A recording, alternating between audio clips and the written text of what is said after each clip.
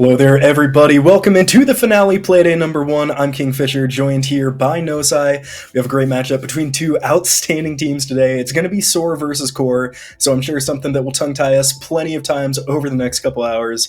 Very importantly, Nosai, how excited are you to get into this first Playday here? Very excited. I mean, casting, all the way up until the qualifiers for this finale tournament. Now we're here for the real deal. So yeah, SOAR versus QOR. I think it's going to be a great matchup. Can't wait to see what these teams get up to. Absolutely. I had the pleasure of casting SOAR on their qualifiers, an extremely strong team. Definitely excited to see what they have in store. Then, of course, QOR Gaming, right? Big organization, some big name players on that team. So definitely going to shape up to be one of our more exciting matchups. Also, quick to point out, these teams are both in the XGS division. So same as the matchup we just saw between the Space Tubes and the Freezer. We're going to get a look at QOR's roster first off. It's going to be Focal, Franklin, and Ryu, Rival, and Spiff. So a lot of familiar names, a lot from that Nightmare roster that played in the CLs. Yeah, definitely a strong team, but also in contention is also, I think, QOR's roster. I'm already mixing them up, man. But yeah, I mean, a lot of, ex T2 players, so definitely a scary team to go up against. Yeah, and of course, one of the big name players on that team, Franklin, from the old M80X Academy. So definitely going to have high expectations for this roster going into our first Playday. I think we should have the SOAR rosters up next as we got to look at the team on the other side. It's going to be Graw, Hectic, Scoob with about the best profile picture I've ever seen, Temp, and then Mendez, who's filling in for Xer today. Yeah, I mean, I think Scoob has an absolutely great profile picture, but definitely looks like a group of capable players. Excited to see what they get up to today. Yeah, me too, and I gotta say, I am excited to see the attacks. It was kind of the highlight of their qualifier rounds, in my opinion. So fast-paced, so aggressive, and so difficult to stop, but if there's any team that's up to the challenge, I'm sure it's gonna be QOR. Should be getting the maps soon here, so we'll see just where these teams are gonna dance, gonna trade some bullets, but as they actually flow through right now, we're gonna go to Clubhouse first. So very nice, very traditional map there with QOR defending first. Should give them a pretty sizable advantage there in map 1. Yeah, I mean, Clubhouse, definitely the fundamental map. Definitely a good place to start out, test the waters, see what works, what doesn't. But I mean, Clubhouse is also, very often picked as a decider. A lot of people know how to play it as it's been in the game for years at this point. So it'll be interesting to see how it all turns out. Will be, and then of course going over to Bank for map number 2, so we're starting on the defense there. And the Skyscraper Decider, for all the love-hate that Skyscraper gets, it is one of the most climactic final maps. That'll be interesting if we get to that decider. We got a gauntlet to get through first, and Clubhouse and Bank, pretty interesting. Two maps that I really like playing back-to-back. Vertical play, vertical clearing is so huge. There are so many hatches, just a ton of different ways you can play with vertical pressure on both of these maps. Exactly. I mean, Clubhouse, especially with that basement site, I mean, it's so crucial to take verticality in Bank. Again, basement sites are just all over the place for these maps. I mean, second floor basement or nothing when it comes to these kinds of things. Yeah, of course. I mean, Bank, the only one that even sees occasional first floor play. You certainly don't see that in Clubhouse with so many strong objectives. And these are two that it's going to be a little bit kind of difficult for the attackers because the defense have such a strong time, but these maps are both played enough that the attackers certainly will have something left to work with. But of course, looking over to Clubhouse, Clubhouse hasn't been played a whole ton in the recent kind of pro event, that reload roster, so interested to see how the teams approach this one as it is loading up here in just a couple of minutes. Yep. I mean, again, so excited.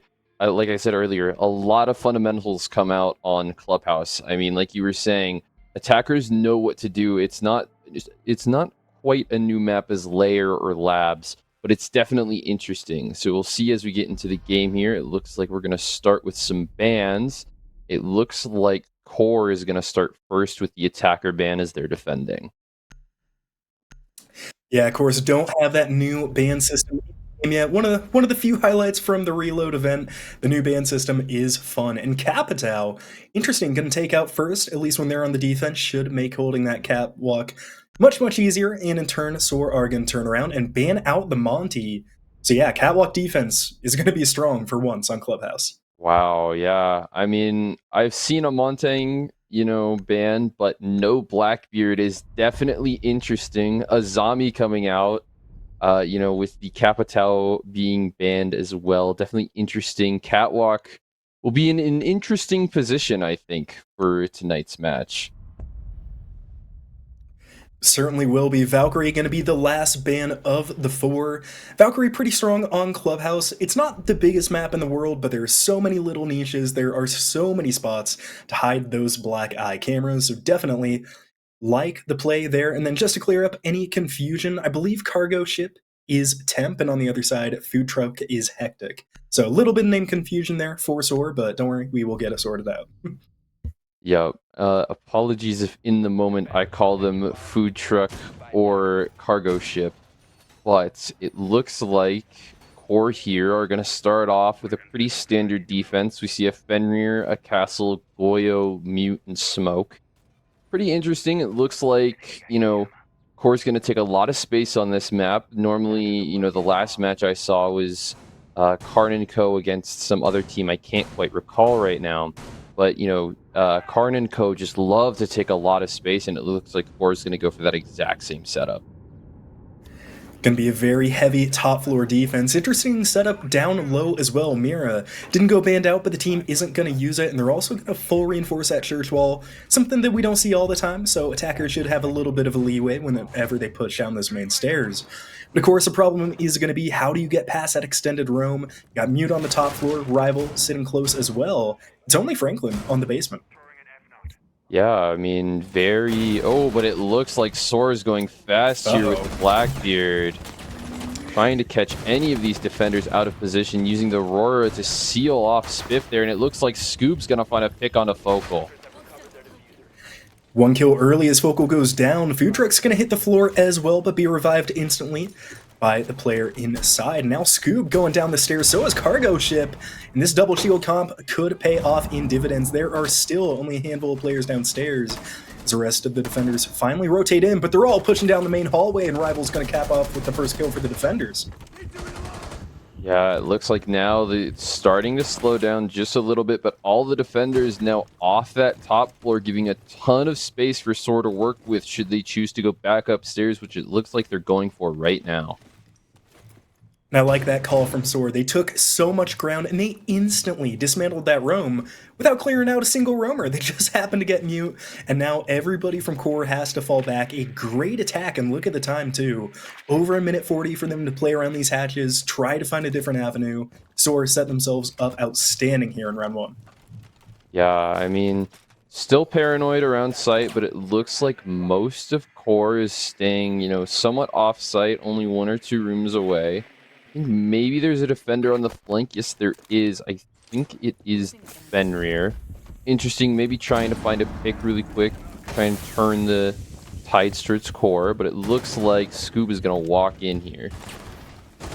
Scoob looking to make entry into Church and is going to do so. Meets Spiff, who takes him down immediately. A nice shot from the castle. And Rio coming back from the flank will get cut down from Mendez, so even back up at 3 apiece. 1 minute to go. Spiff looking for another kill as Food Truck gets one onto Franklin. Spiff trades it immediately. It's a double for Spiff. Looking for the third. One player inside. Emoto Gra is not going to give it away. Now Mendez back upstairs, going to look to rejoin here with his teammate. Spiff looking absolutely deadly with that UMP, and it's not a favored gun, especially against the Spear and Zafia's assault rifle. But we'll see. Rival just had a sliver of health. I mean, it's really anyone's round with just 30 seconds left to go. 2 Fenrir mines still active as well. Can't quite see where they are, and it looks like Mendez trying to make entry into the other bomb site. All the impact nades already used, and they're going to get in safe. Spiff tries to look for one through the wall, won't be able to hit it. Gonna have Mendez coming up, kills Gra with a triple, and it's a double for Mendez, left in a 1v1, just under 10 seconds left to play. This diffuser is not going to get planted, gonna go for the kill. Mendez can't find it. Quadra for Spiff. What a round for Core. Wow, great round for Core. I mean, Spiff absolutely dominating from behind that bomb chassis there. I mean, spectacular play from him. Yeah, great play from the castle. Really kind of dismantled that entire push. And that's what I was waiting to see from SOAR on that aggressive engage. It's what they did in the qualifiers. It's what they're going to do here. It works so effectively, but they just kind of look Not necessarily unconfident, but didn't have anywhere to go. The utility from Core so strong that it really stalled out that push just in the middle of the hallway. Yeah, I mean, Core just looks so strong. I mean, Sora had time, but I think they just wanted to expand down that hallway, and it just didn't work out for Sora.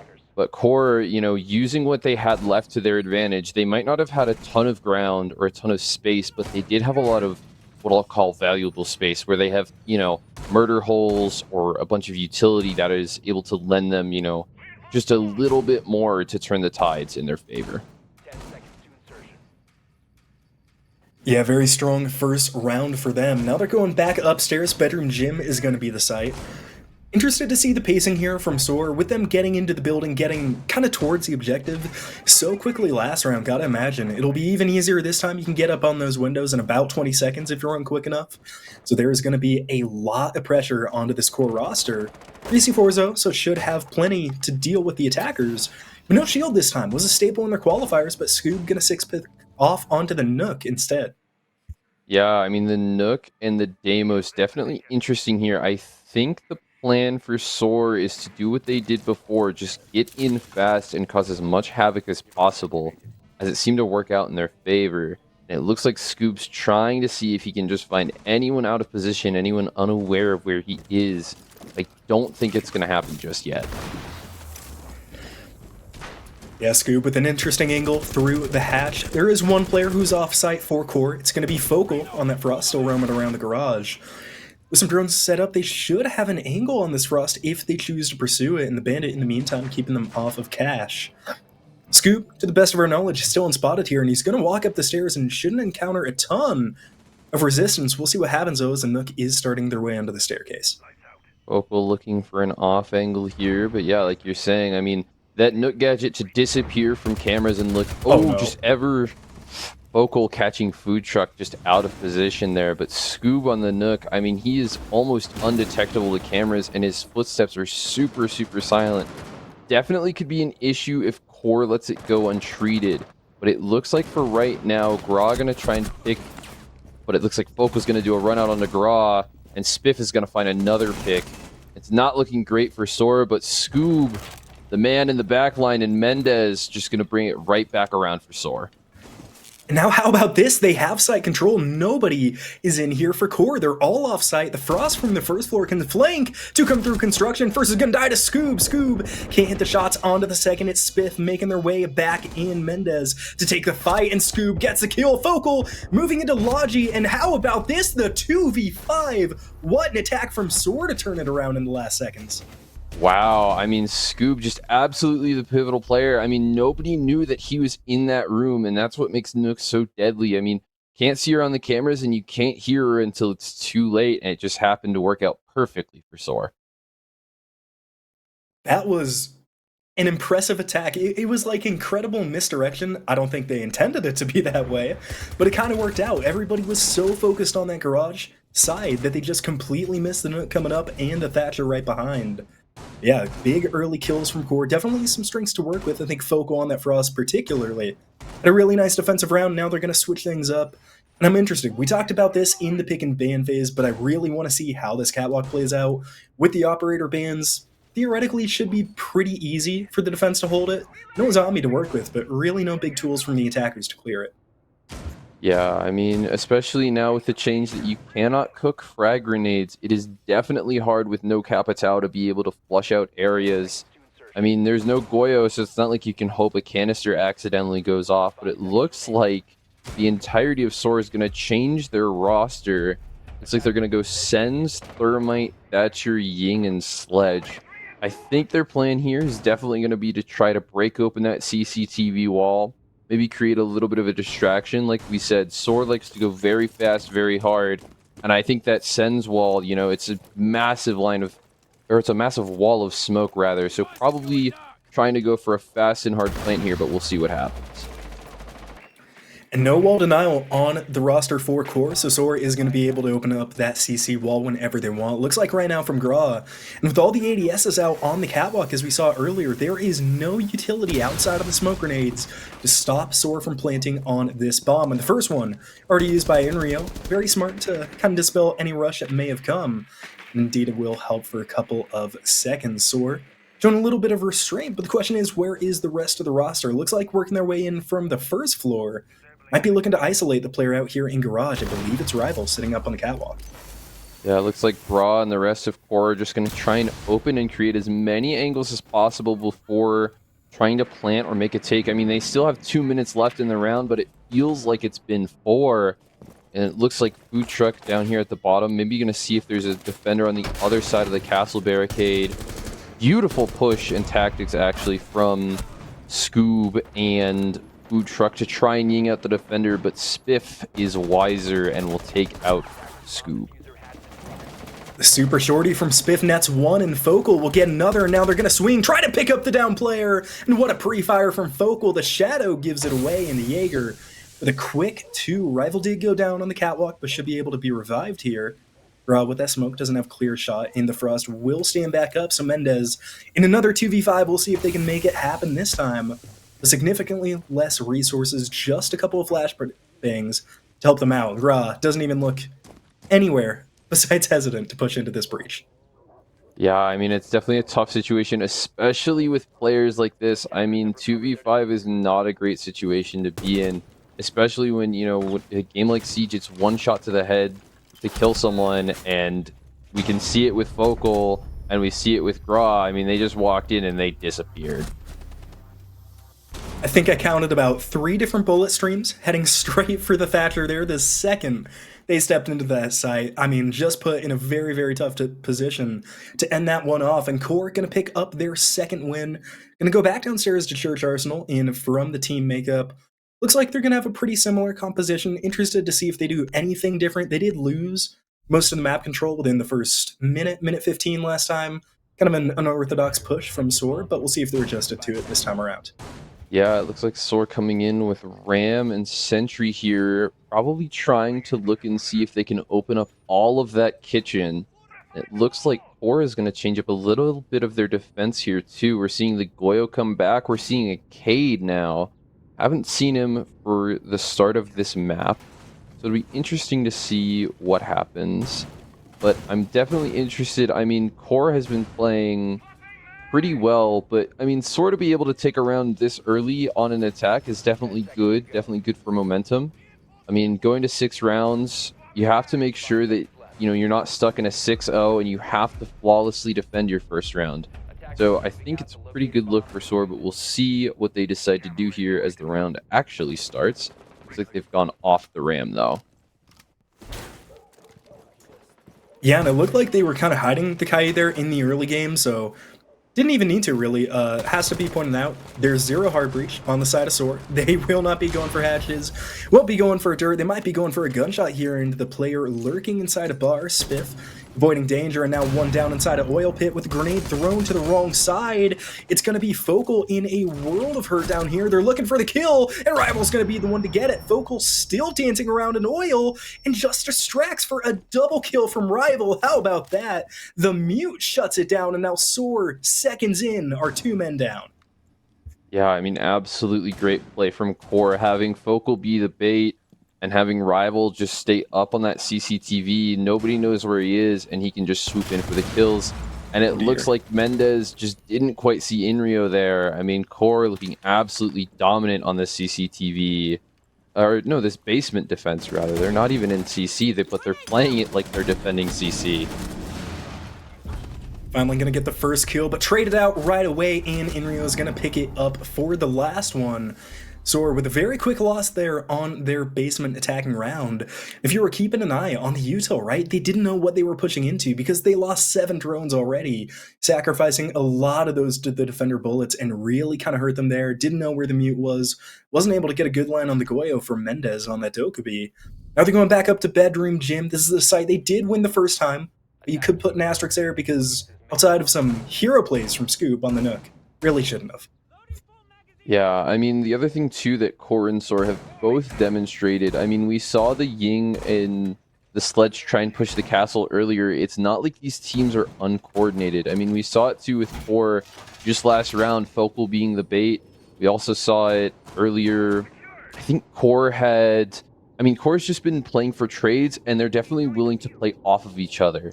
I mean, we can see, the Warden and the Bandit playing in somewhat close proximity just in case one of them gets in trouble, they're ready to bail each other out. We'll see if SOAR is able to bail themselves out of this quick hole they've found themselves in. Down 1-3 on Clubhouse. If you go down 2-4 as the attacking half, really not that bad, maybe not to be expected. But far from bad, but do not want to lose 1-5, don't want to put that much pressure on their defense. So these next couple rounds going to be very important. It looks like Scoob's going to go for this Nook play again. We'll see if it works out, but you got to think Core's going to be ready for it after last time. Of course, no cameras can do them justice, but maybe set up with a Razor Bloom or an F-Nod on the stairs. Yes, I think the Thorn or the Fenrir Mine's definitely going to help them try and see if they can find anyone, they can sniff out Scoob. It looks like Food Truck on the Collie as well. Definitely interesting. Mendez peeking the window quite bravely. Not something that I would do, but it looks like there are no defenders there to take his head off. Interestingly, there is a defender inside a CCTV, and Rio can kind of tear down that window and start peppering some shots over here onto Highway. Whenever they choose, and we talked about the drones last time, we see one get taken down here by Mendez on the Dokkaebi. Scoob's still below, and now there's one in that rotate hole, but Scoob cannot see the head. It is so close! There it goes, and there it pops. Focal goes down for the first kill just over a minute into this round, but Rival evens it back up immediately as Mendez falls. No more Dokkaebi calls in round number 5 as Gra picks up Spiff, and that is a big kill. One of the big guns down for Core. Yeah, I mean, to have on the defense, 90 seconds left. 3v4 is not a great position. Not unwinnable, but definitely not great. Again, leaving Scoob up is definitely going to be a thorn for them. I mean, unless those thorn grenades, maybe pun intended, can sniff her out, it's going to be hard for that Nook, or it's going to be hard to find where that Nook is at any and all times. This is a rough position here for Rival, but it's an important one. Hiding behind the bed, they see him on the rotate, and they should be able to put him down. And indeed they do. Cargo ship on the pinch. A good kill from the ace. Callie walking in is going to get one. That's going to be hectic with the kill. One's on the ground, so it's all up to Franklin. In the 1v3, now back to a 1v4 as Gra picks him up. Well, it goes whizzing by the head. Callie won't be able to close this one out. Hectic's still looking for the kill onto Franklin. They know he's in the Logi. They have to push into an unwinnable position, and Hectic will close it out. Another round win from SOAR. Jim Bedroom, they've been extremely impressive on. Extremely impressive. I mean, going from that fast attack to something a little slower, a little methodical, just waiting to see if they can find someone to walk into their sights. And I mean, the Nook just did it perfectly with that opening pick. And just letting the ace slowly start to take a little bit more and more sight control, find a little bit more and more, advantage, whether it's man or utility, and then just absolutely punish at the end of the round. Nice round from SOAR as they guarantee themselves at least a 2-4 split. Can try to even it up onto 3-3. Interested to see how they attack this time, because of course, if everyone remembers back in, I believe, what was it? Round number 3 when they attacked this site.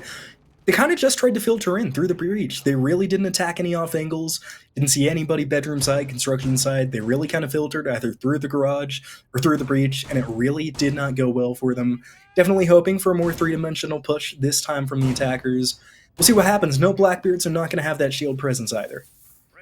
Yeah, I mean, that shield presence feels weird. Knowing that we're in a shield meta, it's definitely interesting.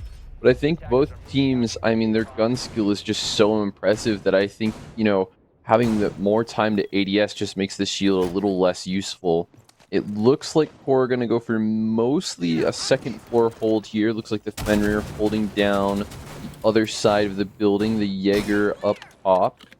It looks like SOAR are slowly going to push in, granting your wish there, Fisher, of a more three-dimensional push.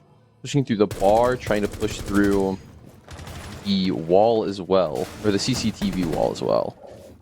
We're going to get guns onto Spiff very, very quickly and force Spiff back onto the red stairs. He's going to regress, though, and look for another kill. We'll see if the castle can get one in a very precarious position here, but will find their way into bottom garage and get taken out from outside. What a shot by Spiff! Are you kidding? Shuts down Hectic. Holy cow, the UMP goes crazy in the hands, up to 8-2, and that is an incredible pick. Spiff, just an incredible flick there. I mean, to be able to, know where you're getting shot from and put a shot back to take him out, absolutely insane work. And it gives Core even more of an advantage. I mean, that's something that as SOAR you should be trying to win and should be able to win, but it's just unfortunate.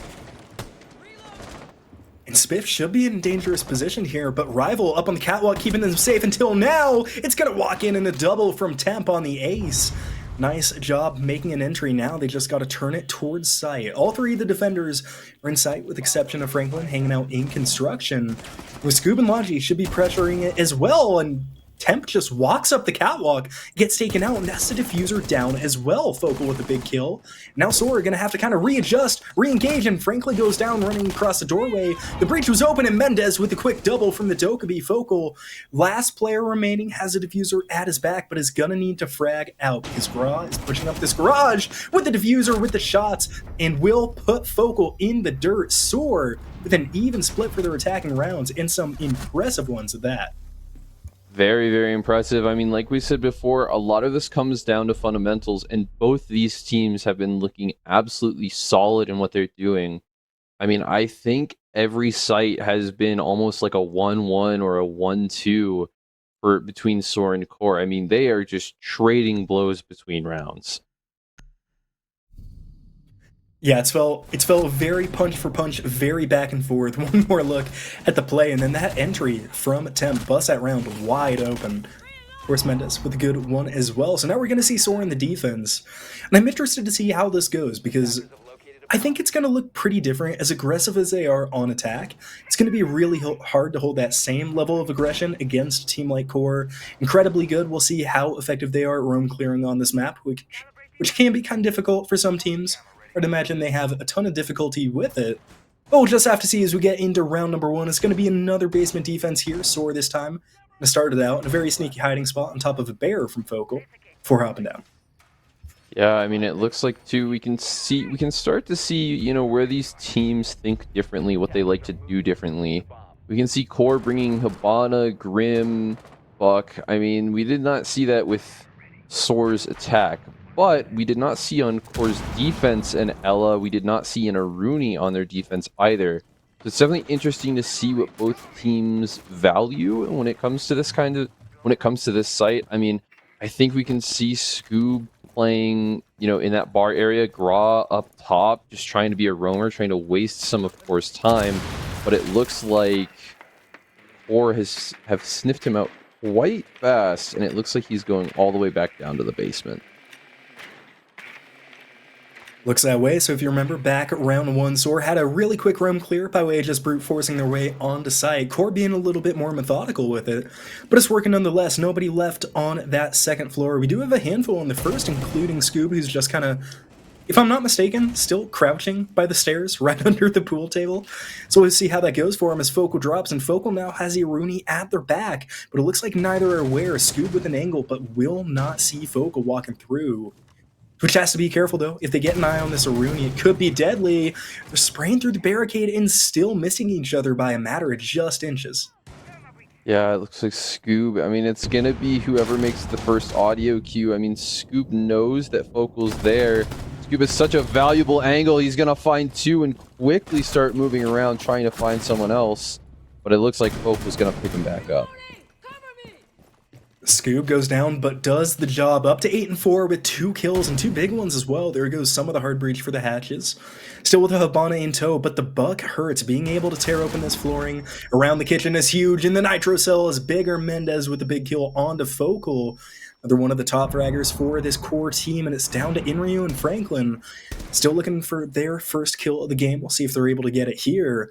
But 4 strong with Goyo cans and Miras as well. Gotta think this is not a likely attack here for Core. Still gonna try to make their best though, and the first obstacle is gonna be Mendez here playing on this Mira, or sorry, rather, Temp.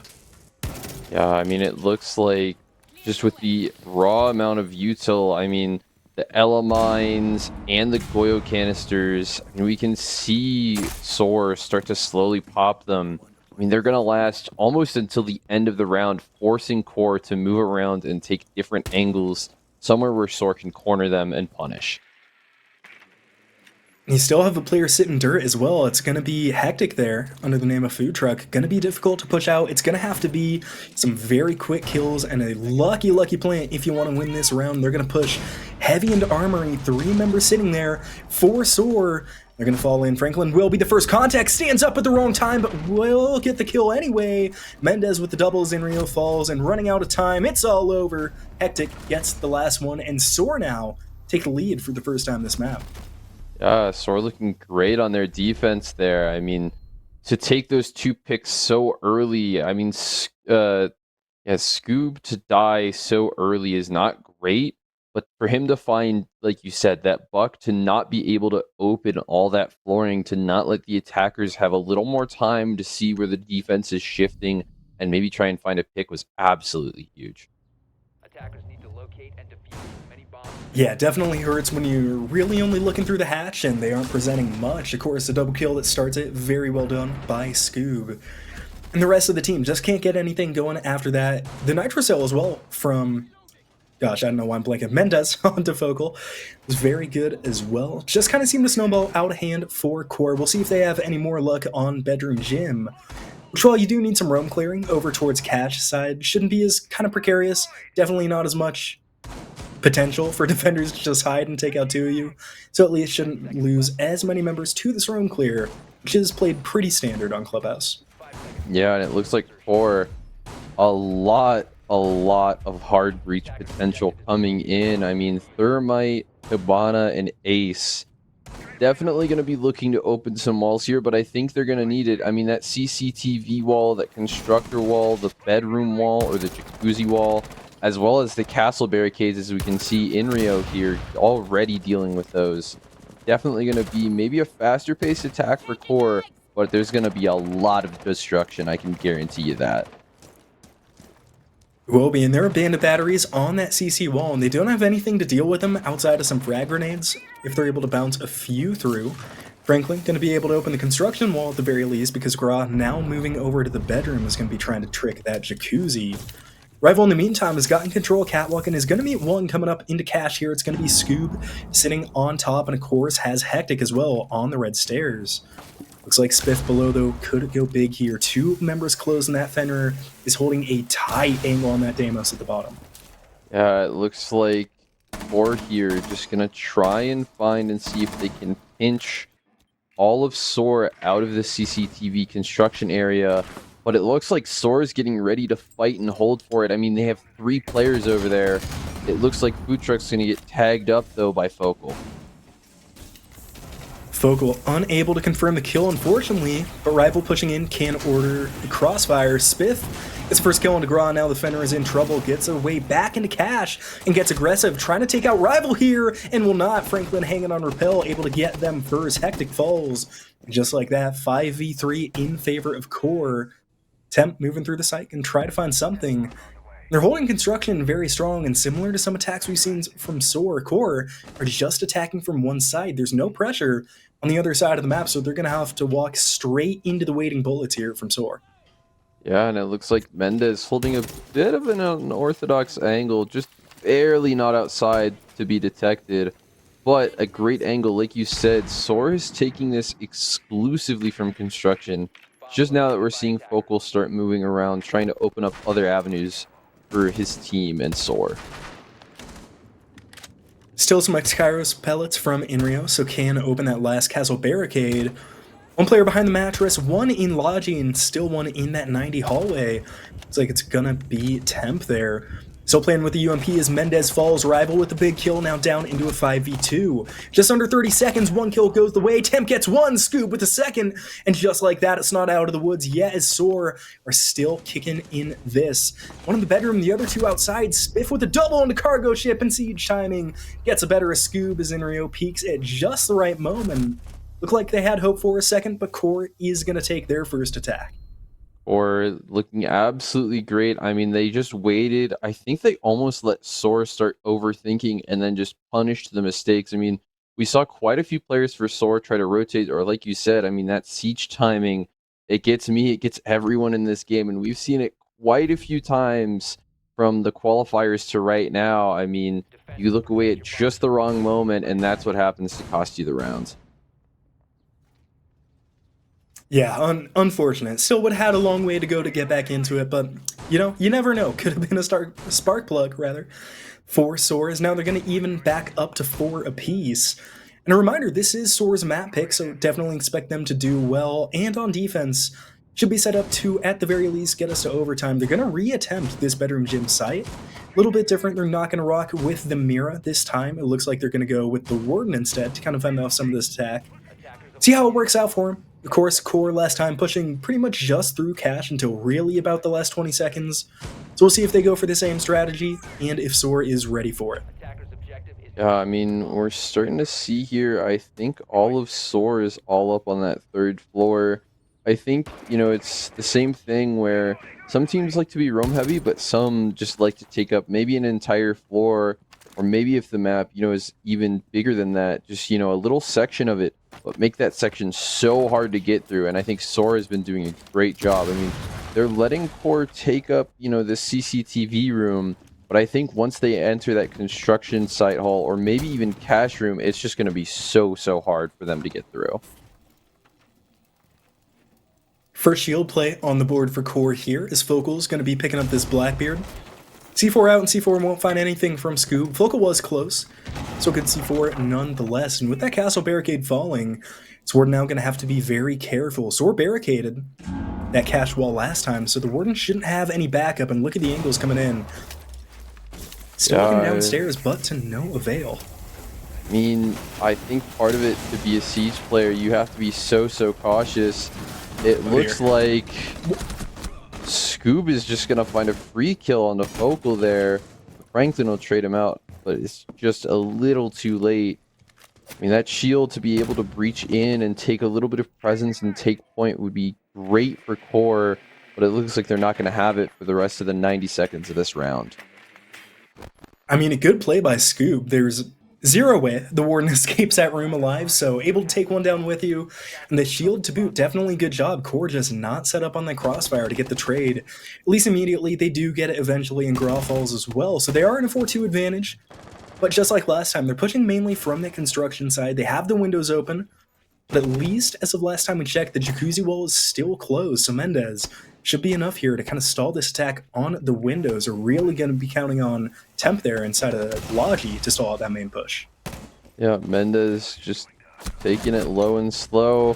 Food truck getting found out by Franklin, though. Flashbangs getting thrown in to make life even harder for Mendez, but he will remain steadfast in his position, trying to take shots at rivals, and it looks like it'll just be Mendez left.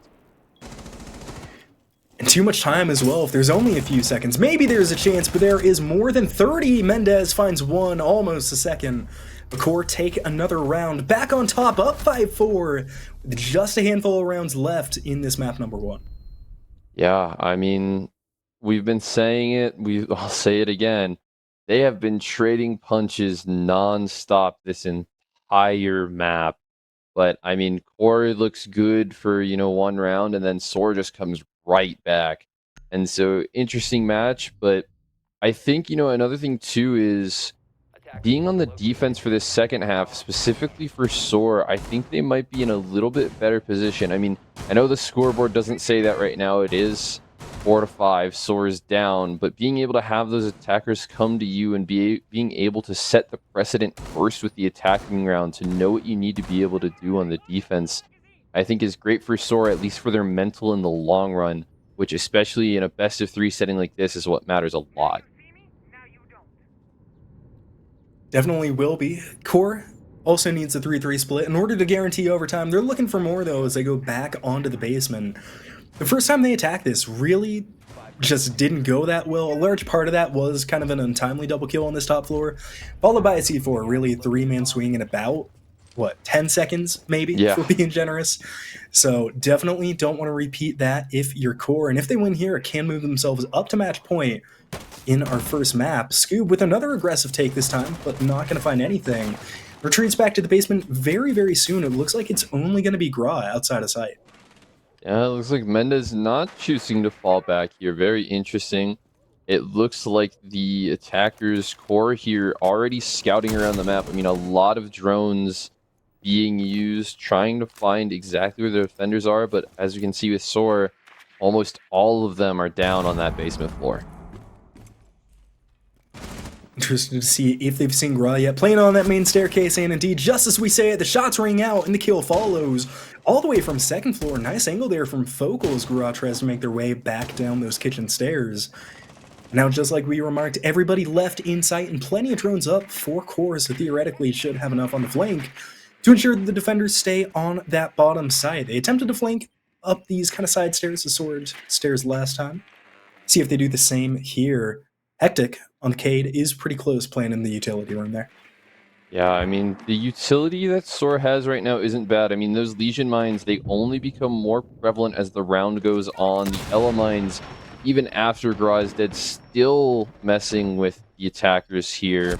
The mirror windows, as always, are so useful, but Spiff on the Buck, just playing that verticality, I mean, absolutely paramount on this map. As we can see, they have torn the kitchen to shreds, and it looks like it's going to work out for them beautifully as they find the pick on the Scoop.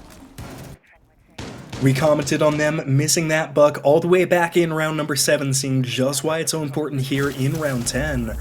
Core still trying to go up to match point. Ace is going to open the dirt tunnel with about a minute to spare, so should be plenty of time. They now have Hectic watching it, so this guy going to be in a very important position as there looks to be 2 pushing down. It's going to be Rival in Focal. Trying to find entry onto this Cade. Here comes Rival, going to have an important first shot. The Cade sees the drone. We get the shot. Lanes 1 onto Rival. And stays alive, so Core for the moment stalled out and will get the kill. There goes Rival. Focal to back them up, but the trade will not come in as Hectic just going to sit off and wait. Hectic with that shotgun. I mean, Kide Slug shotgun, absolutely brutal. It looks like Focal is going to find Hectic there, and it looks like Mendez will be found out by Spiff. Cargo needing to play sight here as it looks like they're going for the plant over on Core's end. And it looks like they will get it off, and Spiff to find Cargo ship, making it a 4-6 map. Yeah, Temp left in the 1v4 there, can't do anything. Core go on to match point for Clubhouse. SOAR's map pick as well. So if they can close it out, going to be a massive advantage heading into Bank. The most SOAR can do at this point is just get us into overtime. And I like the switch up, going to Cash CC. None of their defenses have looked overwhelmingly convincing, so I definitely like them trying it on a new site. That castle setup on that first floor lounge is going to be very important, and it's one that they cracked pretty quickly when they were on offense, so interested to see if Core is able to do the same. Yeah, I mean, it looks like, too, you mentioned wall denial, and it looks like SOAR is going for none of that on CCTV, and I think Core is definitely going to make them feel that. I mean, we see the Thatcher. I'm assuming he'll get traded out once they realize that there's no Bandit. Immediately to the Flores, the Aurora coming in, Thermite and Ace still staying the same. I think that CC wall is going to be going absolutely crazy for site control, which is paramount to winning this round. They're going to need Gra to hold on to those impact nades, because I'd assume the Ryora is just going to wall off that red hallway. You can get a really nice plant down there if you can kind of isolate the person on catwalk. So this could be a very quick attack from Core and an effective one to boot. We'll see what way they go, and like you said, they do. Well, actually, they still do have a Thatcher. Just kind of switch things around. But they should be able to get all their breaches open, no problem. The real issue is going to be dealing with this Mira. Yeah, dealing with the Mira, I mean, we see the Flores coming in to deal with castle barricades. I'm interested to see what the Aurora does here. I know she's very good at shutting off sites. I feel like this site, specifically CCTV, there's not a lot of doorways to be able to play off of. And so I'm very, very interested to see what she does. Considering normally last round we saw her, or, you know, a couple rounds ago, we saw her take bar, we saw her, you know, shut off things to go towards the basement, but that was about it. Could be a big impact kill here from Scoop. Did the drone see? It doesn't look like it did so far. Spiff might get an angle onto the Solus, but it doesn't look like it, so Spiff could be walking into a trap as Hectic takes down the drone, so none the wiser, but Scoob misses the shots. Franklin with the opening, Spiff gets Scoob, and now Hectic will trade out Spiff right away, but man advantage still in the hands of QOR. They have a C4 and smoke grenades on their side, so enough to stall out, but with just a minute 30 to play, QOR have enough time and a massive kill. Great angle from Hectic to take down one, and they still control the lounge. Great play from the castle. Hectic looking like Spiff in the early game out there. I mean, I guess we can see the Aurora now shutting off that garage, but I don't think it matters much as everyone else is on the other side. But I guess it does allow Rival here to walk straight up the catwalk, take as much space as he pleases. But QOR still needs a little bit more site control to be able to plant this diffuser. And luckily, with that Ryour there, it looks like it's open at the time being, but if they find a way to close it, they will only be able to walk in through the connector doorway, and that would be a very easy profile or pre-fire here for Focal, and they do close it. It's going to be a couple seconds, so they have a small window. See if they take it. C4 still in hand for Mendez, and Mendez has fallen down into the first floor lounge. Mendez should get the C4, but they pull off, and Franklin puts it in a different spot. A great play from the Thermite, kills galore, and they know the mirror is underneath. Franklin goes down, but it might not matter. Focal picking up the diffuser as Mendez works his way back up the stairs. Now the only hope, and the hope is gone. SOAR drop map number 1. And how about that? QOR Gaming pick up their first on SOAR's map. Or looking absolutely great for that second half. I mean, I think that Aurora, I like to say shield meta. I'm almost surprised. I've seen Blackbeard get banned almost every map, so to see him not banned and not played is a bit insane to me.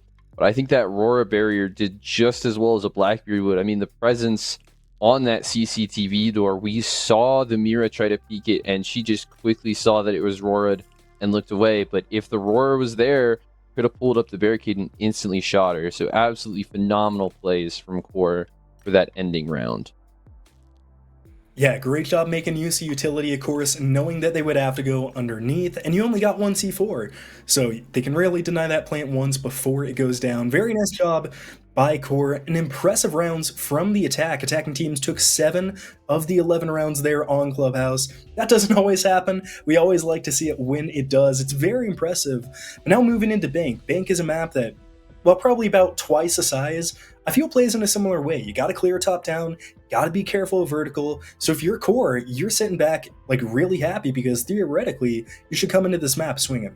Yeah, I mean, we said Clubhouse is a fundamental map. It's the same thing for Bank. I mean, absolutely down to fundamentals. People have played these maps for years and years and years. And so, they have to be able to adapt and be ready for whatever, wacky things teams may decide to do. But yeah, I think you're right. I mean, QOR knows their fundamentals. They showed it against SOAR. So I think it's going to stay the same going into this map. We'll see if it does. We're going to throw it to a short break before we're right back with game number 2 on Bank between QOR and SOAR.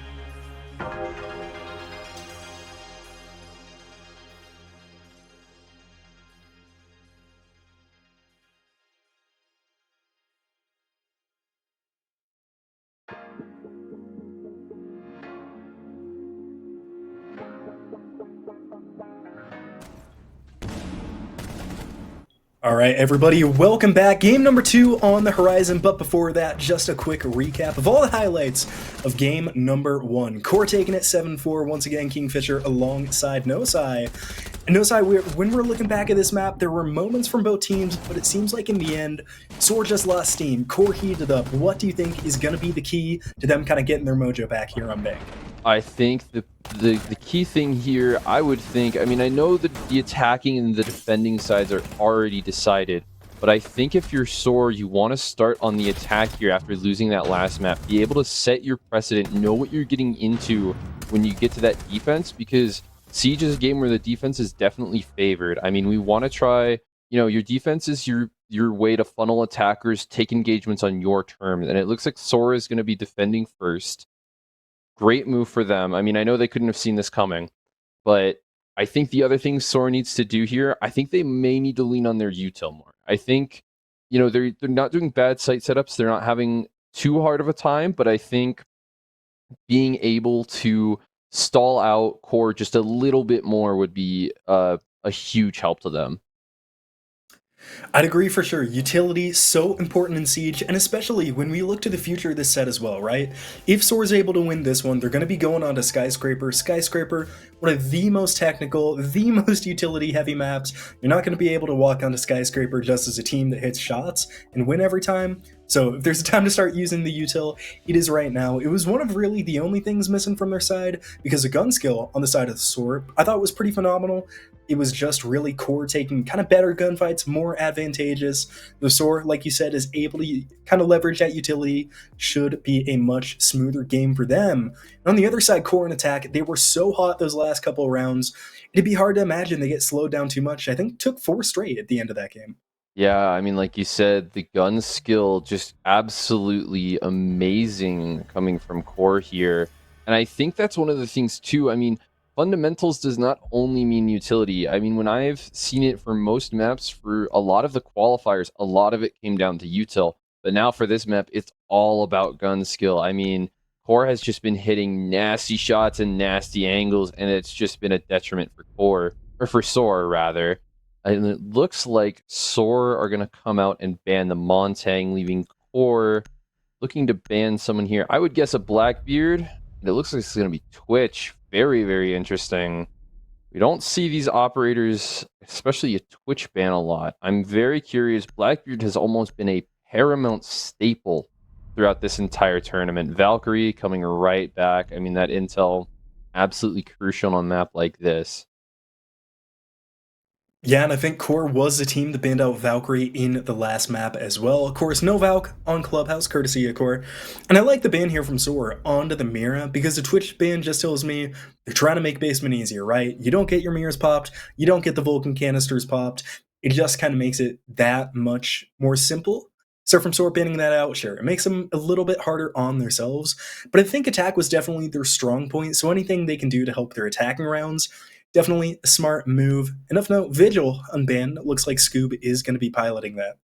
Yeah, I mean, Vigil, not seeing him yet, but I think, another thing too, Azami unbanned. We very rarely see that. I mean, it happens, but I think for a map like Bank with these long lines of sight, I don't know if I would rather be facing... I mean, I guess with the Twitch ban, the Mira makes sense. I don't know if between Valkyrie and Azami, you just don't have enough bans, and it's absolutely going to lead to some probably insane moments if we see some pixel Azami angles. I know, I'd love to see it. I want to steal some strats here, so hopefully they show us some good ones. And Scoob on the Vigil here, I think it's a much more kind of... not niche, but it's a lot better on Bank, right? Bank is so big, it's already difficult to roam clear. You throw in the fact that you can't see the dude on the drones, only gets that much harder. It's not like Clubhouse where you kind of know where the roamers are, you just can't get to them. So it should allow Scoob some pretty good roam play here. With the K1A2 instead of the Boss Chiefs, are going to be much more forgiving when they go for those kills. This Deimos should help clear out some of the support. It looks like Mendez is on the top floor with them. Interesting to see how kind of quick they fall back, but Focal, they can quick enter here. Yeah, I mean... oh wow, they both are. Looks like core going back to their tried and true, the hard and fast strategy, trying to pre-fire the Legion, but Mendez just waiting for Spiff to waste his bullets. and take him out. Great kill from Mendez there. Looked like Spiff didn't quite trust the yellow ping, swung onto the wrong side of the vending machine. Now Foco in the main hallway is going to have to deal with Scoob, who is still sitting in the CEO office. Luckily, looks like they're aware of this, but of course the trouble with the Vigil, no idea where he is, and these couple rooms are large. He's going to have to do a lot of droning, and the Dokkaebi call will help with that. Looks like Foco can try to draw close as Rival gets some hatches open, and Foco through the wall gonna be hitting just shy of Scoob. He's still sitting pretty here, and now Foco gonna approach his janitor closet. Should get a gunfight here quickly. See if Scoob can hear the sense just on the other side of the wall, but still so far apart. Yeah, I mean, Focal definitely feels like there's someone around, but he doesn't know that Scoob is there. And it looks like Focal's gonna walk away. Maybe not a great idea. I mean, that Vigil can be extremely punishing when he chooses to come back to site, but it looks like Scoob is going to stay where he is. He doesn't know where anyone is. The Dokkaebi directly beneath him. I mean, we have these wonderful outlines. Of course, the players don't have them. But I mean, it's just insane to see how close players are to one another without knowing how close they really are. Looks like they might be preparing for a vault hatch here. The Grimbees are going to force away Mendez in a very early C4. From Hectic, won't find anything, and Scoob on the flank gets Focal. Scoob could find the rest who are downstairs in vault. They have dropped the hatch. It looks like they've survived for now. Rival is into the site. Franklin coming close to one member and gonna get them. That's gonna be Temp falling in the middle of the site. 2v2 is Hectic. Answers on to Rival, and now Scoob on this top floor. An instrumental member as Inrio is drawing close inside of that first floor lobby. It looks like Franklin in the vault is going to be useful. Inrio gets a flash and have to push down Scoob, but he doesn't know where he is. Just going to drop the hatch. And now they know Scoob on the first floor. 15 seconds going to be more than enough time to get this bomb down. Vigil now going to have a very tough prospect. Franklin sitting in the vault entrance, knows that the Vigil is dropping, should be able to hit the shots, and they will. Presents the head, and Scoob falls. Big round, of course. Now Core back on top already. Yeah, I mean, Core looking great. I mean, they started down. I would think that that Vigil would be so much more punishing not knowing where he is. But it just turned out great for Core. I mean, leaving the Vigil to be the last one to come back to site and knowing where he's going to come from. I mean, the Dokkaebi definitely through those flashbangs, knowing where he was, knowing he wasn't going to peek that. And yeah, just it's lights out for SOAR there. It's unfortunate, too, because they started so well, got two really nice entries from Mendez and Scoob on the roam there, and then they just kind of let the attackers drop down the hatches, which, I mean, on bank, you can't do, because they all drop into the middle of the site, they have cover, they start to use your angles against you. It's just kind of not fun as a defender. Normally doesn't happen, but Core doing a very good job finding the kills to follow off as well. So we're going to reattempt this site. I think wisely going to switch up the utility a little bit. The Goyle and the smoke should make things much easier. Looks like they're not going to go for much of a roam. They're going to send Mendez out alone this time. I think the other thing too, we said the Azami, it's like, is it Beetlejuice? You say it 3 times that they appear. We said Azami too much, and now she's here, and she's gonna make all these difficult little pixel angles for the attackers, or just make it harder for them find areas to enter from. But it looks like Core also going for a bit more of a util heavy push here. It looks like they've got Grim, Sens, Dokkaebi, Jackal, and Hibana. All good operators, all great utility. I'm sure that Spiff's Jackal is going to be hunting down Mendez for the entirety of this round. And so we'll see what the rest of SOAR decide to do about it. Yeah, and of course, Jackal receiving some big changes inside of CJX. Those are not live inside of R6, so still should be able to get a couple pings rather than just the one. It forced everybody out of the first floor, as Mendez has now gone down to CCTV, so going to be contesting that server room fairly aggressively, one would assume. And Spiff walking down these stairs might encounter, Scoob very quickly, who is on this stairs landing. Yeah. Sorry, he's on server stairs, my mistake. It looks like SOAR have almost the entire control of the second floor, forcing SOAR to go down. I mean, Mendez off the roam, playing in garage. just trying to hold those main stairs. It looks like QOR is slowly going to start picking apart the defense. We see them pop the Goyo canister. I'm sure there'll be much more that they try to destroy with their minute and 20 left. And I like them being conscious here. Scoob, who's sitting on those blue stairs. It looks like it's Focal, sitting second floor in square. Just going to be ready to do whatever needed. Mendez with some shots onto the hatch, not going to hit the player there, though. Looks like Inrio on top of it. Scoob still sitting close, and with this, Azami shouldn't be pushed out of the position. The only problem is, QOR isn't attacking the blue stairs, so Scoob and Gra are just kind of sitting here, not doing anything. 1 minute left, more than enough time to delay, and it looks like they're going for a vault drop again, and SOAR are just not set up for it. Yeah, I mean, I feel like the vault drop is a very unorthodox style of attack. I mean, Cargo Ship the only one able, and it looks like they're going to try and pincer with the flashbangs here, but it looks like Cargo Ship going to find a pick on a Franklin before he's traded out by Rival. And it looks like now it's going to start moving back. Just Food Truck getting a pick onto Inrio. Good pick from Hectic there, sitting inside a garage, but the problem is Diffuser's going down here from Focal, and they don't have anybody to push. Scoob and Gra are still in server side, and Spiff is going to pick up Scoob. They know the Kaid's in the garage. First one is going to fall. Spiff goes down to Gra. Mendez pushing up, going to have a very important first kill. The wall's soft, they can spray it. They have Rivals sitting in the vault entrance, waiting to get the kill. Shot through the wall will not land. Focal still tucked into this corner, and Focal will die. Tries to push out too far. Rival trying to get the first one, and will need to get all three. Downs a Vigil, can't pick up the second. The Diffuser will be popped, and SOAR take their first defensive round. Absolutely great post-plant action by SOAR there, just letting the, trying to post-plant, get the attackers as they move to their positions to hold, and I think it worked out just beautifully for them.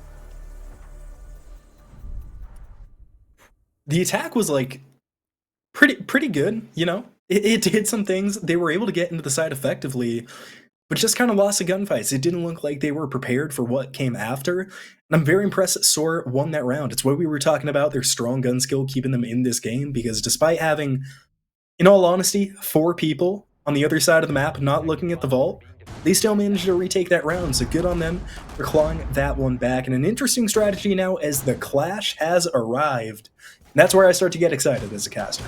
Oh, Clash is such a fun operator. I mean, her presence alone, you think she makes you double think or overthink, and then you watch, something like this. Oh man, even pro players, sometimes it feels like they don't know how to play around here. They're constantly flicking around, looking at the Clash, looking at the bomb chassis, checking this angle, checking this corner. So much fun to watch, but I mean, it is another thing to be in there. Clash's presence is so annoying. You never know what's gonna happen. So I think SOAR bringing out the Clash, seems like an interesting pick, but definitely punishing, especially as the round gets later on. Luckily for QOR, they've brought quite a few tools to deal with it. I don't know if they did that on purpose. They only lost, it looks like, 1 drone, so I don't know how deep they got into the objective, but they have a mute chamber on that Kanto wall, so shouldn't be dropping open. But with a Zofia, a Capitao, a Flores, you have plenty of tools to get that Clash either move positions or drop the shield. 30 seconds into this round, doesn't look like they've encountered them yet. Looks to be a pretty standard take. Not a whole ton of presence downstairs. It looks like it's just Focal. There's nobody on the side of SOAR. They're not going for any runouts, at least just yet. It's like a very, very standard, alarmingly conservative setup here for SOAR. I think SOAR, kind of has a little bit of time. We just hope that the player in stock here, I want to say that it's Gra, but can't really tell off the outline alone. You just hope, yes, it is Gra. I mean, you just hope that you can hold positions, maybe find a pick or two to try and put yourself up and not give up this ground almost willingly. You want to try and find some value, some utility out of it. It looks like SOAR's not going to find it. As QOR, I think on the Flores, you're going to try and blow this wall open, get rid of the deployable shield, and slowly start picking away at the defense. Yeah, and this mute is going to throw a little bit of a wrench into the planes of QOR. With that Kanto wall staying closed, you lose such a valuable cross. As the Capitao fire just kills Scoob. Scoob never moved, just stood in the middle of the fire, and Inrio gets the kill. I don't know if they couldn't or they didn't know it was happening, but that is a huge start. One of the biggest parts of this defense is now in the dirt. Flores drone will not find Hectic here playing inside a janitor closet, and he won't find the drone either. But Buck underneath is about to start making problems, and Focal wary of the drop to come. Focal starting to, again, verticality, such a big part of Bank. Just slowly trying to push Food Truck into somewhere he shouldn't be. I mean, you're bringing all the pressure, and Rival will finally be the one. But it looks like Mendez will find a kill on a Rival, but Rival will get him back with the Claymore. Good pickup there from the grave by Rivals. Core looking to take their second attacking round. Ground side of front desk, and it's Temp all the way back in the hallway. In a rough position because the bomb is going down in A, and the bomb is going to be planted. A nice pixel from Temp, but unfortunately doesn't work out, and Spiff going to be the one that gets the kill. Shot through the wall. Won't land as Franklin finds a fourth in this game. And Core up 2-1 off of some impressive Bank rounds. But SOAR still with plenty of time to get things under control. I mean, Core looking, pretty good here. 2-1, not bad. I mean, like we've been saying, 3-3 at the split would be really good for Core. So if you're SOAR, you're hoping that you can take these next 3 rounds and hopefully carry some of that momentum into the next round. As we were seeing with Core, I mean, they had 4 players up at the end there, and they were just not making mistakes. It looks like, though, something has immediately caught my attention. It's Focal on the Fuse. Fuse is one of my favorite operators, but I have never seen him played, so I am very, very excited. Hopefully Focal stays on the Fuse, but that might be asking too much. If it's any consolation, I really hope they do too. I don't know if they will. The only question with Fuse is, it looks like by the way SOAR are playing this, there's really not a whole ton of utility they can take out by Fuse other than maybe some Azami shields inside of stock, and indeed, much to our chagrin, it's 6 picked away into that Buck. But yeah, I mean, Fuse on this side, unless the defense takes something that's really kind of you need to destroy with cluster charges, just doesn't generate a whole ton of offense, unfortunately. Yeah, I think maybe to get rid of those Azami barriers, I mean, a Fuse charge on that CCTV window, it looks like Scoob might be getting a little adventurous here, the ace droning, but I think he's going to immediately... He's not going to find Scoob. Oh, no. Wow. Scoob left alone in the closet. Focal slowly pushing up. Scoob, all the power in the world, maybe being able to get the Buck or the person droning outside. Absolutely disastrous oversight for Core if, Scoob can get the punish here. And Franklin shot down a barricade, but inside of the back alley isn't going towards Scoob there, who may have seen a head-on Focal inside of Archives, but couldn't hit the shot. Franklin gets a kill onto Temp in the meantime. Scoob knows that Franklin's in the Archives there, and still just gets the kill! Focal wasn't looking out into the hallway, and from the lobby, Scoob gets it. Evens us back up 4-4 apiece. Now a C4 in hand can effectively play under stock. Core knows they're going to have to go clear that Kaid from the first floor if they want to get into that room. Yeah, and I think the other thing too with, the Kaid finding the pick onto the Buck, we've seen Core do absolutely amazing with the verticality, but now they have no options for it. I mean, Flores maybe with the drones, but that's really it in terms of hard destruction. And so it looks like a good, a good place for SOAR to be. It looks like Scoob trying to make some footholds here, but it looks like Spiff is going to get pushed and caught out immediately. It looks like Scoob looking again here. Going to find a pick onto Franklin as well. 3 with just a sliver of health. Someone stop him. Mendez falls again to the C4 of Rival, but Scoob is still alive here in the first floor. Looks like they're just going to try to ignore him for now. They're going to push his top floor. Scoob found their way into Archives. And Rival with that diffuser is just going to focus on site, as is Inrio.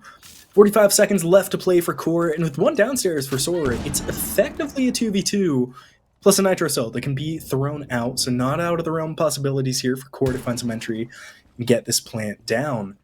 Gonna aggress here. On such low health here, I think he's going to try and Nitro Cell from below. The Capital going to block off, but Raw. Oh, but Rival looking to trade out Food Truck. Raw just the only one left up top, but Rival just a sliver of health. even lower than Scoob is right now. Just 10 seconds left to go for Rival to recover the diffuser, get some kills, and get this round on the board for Core. So it looks like it should be assured for SOAR, and it is. Grok gets the second kill of that round. SOAR even things back up 2-2 apiece, and even more importantly, they can now find their way back to the basement, which they've had, I don't know, kind of feels like mixed success on, so definitely interested to see how they approach this round. Yeah, I mean, SOAR looking to find their footing. It looks like they definitely found it in that last round, a little closer than they maybe would have wanted it to be. But Food Truck just looking absolutely great there. I guess I should say Hectic. Hectic looking absolutely great there with the TCSG, able to take out 3 players for Core before anything needed to happen, and just letting his teammates take care of the rest. Setting up that early momentum was absolutely huge for SOAR. We'll see if they can continue that success. Looking for their third defensive win here on the first half of Bank. You know, we've remarked a lot. Their attack definitely seems to be their strong suit. So I'd be happy if SOAR came out of this at 3-3. I definitely think it would be possible for them to just absolutely beast the second half, send us on to Skyscraper. We'll see if that's what happens. They still have a couple rounds they got to get through. Core finally going to bring out the shield play. It seems like even though Monty has been banned, surprisingly both these rosters are kind of hesitant to go to shields, even when that's kind of what helped them through qualifiers. It's what's good. I think Scoob in particular had a really nice Blackbeard earlier this week. But yeah, from Core, seeing it the first time this game, so we'll see what Focal can do on the pick. Yeah, I mean, the Monty ban, I think, you know, especially in a match like this where, oh, maybe I will quickly let you take over if that is the case. It looks like Focal's just scoping out, face checking with that shield, though. Scoob waiting in the lobby, gonna be found out by Inrio. But yeah, like you were saying, I mean, SOAR's attacks have been pretty good. Setting that precedent would be absolutely huge. And I think the other thing too with the Blackbeard, I think, you know, this match has been so gun heavy for so long. I think the shield almost might be a detriment. I mean, 3 nitro cells on the other team as well. Not great to have a shield to go into. So I think, you know, that's why maybe these teams have been so hesitant to play Blackbeard. Just, you know, you still technically have a rifle, you still have someone on your team, but that ADS speed is so slow compared to something like a Hibana or a Jackal. We'll see if having the bullet blockers pays off for him this time, and since the Blackbeard does have those frag grenades, it should be able to take down all these Volcan canisters just with 1 grenade if Focal's able to put it here right. On the drone right now, so certainly not in a rush. With just over a minute left to go, need to get him on the ground soon. Those things last forever. Do not want to be living in till last minute, and it looks like they're going to get rid of them now. When the hatches at least so they can get another, it's going to be Spiff popping them from up above. Sorry, rather, going to be Rival popping them from above. Looks like Mendez with the C4 nitro. out, the C4 is going to get one. Focal falls and Rival is downed as well. That's a big pick from Mendez, who's been finding some massive kills in this game. Yeah, the nitro cell utility. I mean, again, we've not been seeing a lot of utility, but what we have been seeing when it comes to utility, absolutely insane. I mean, the nitro cell from Mendez, the stall out Goyo canisters from Gra, absolutely insane. It looks like Cargo's going to look for one here, not going to find it, but I think some of the attackers got caught in that fire as well. You know, maybe not exactly what you wanted, but definitely something helpful.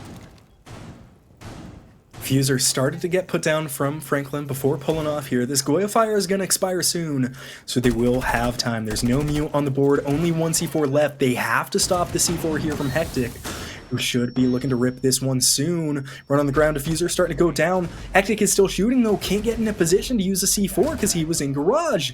The Diffuser goes down as Spiff dies. That's going to be Temp picking up one, so it's a 4v3 post plant on the side of SOAR. They have a precarious situation now. Fuser down just inside of the wall. The hatches are open too. It looks like there are 2 playing upstairs. It's only Franklin in the basement.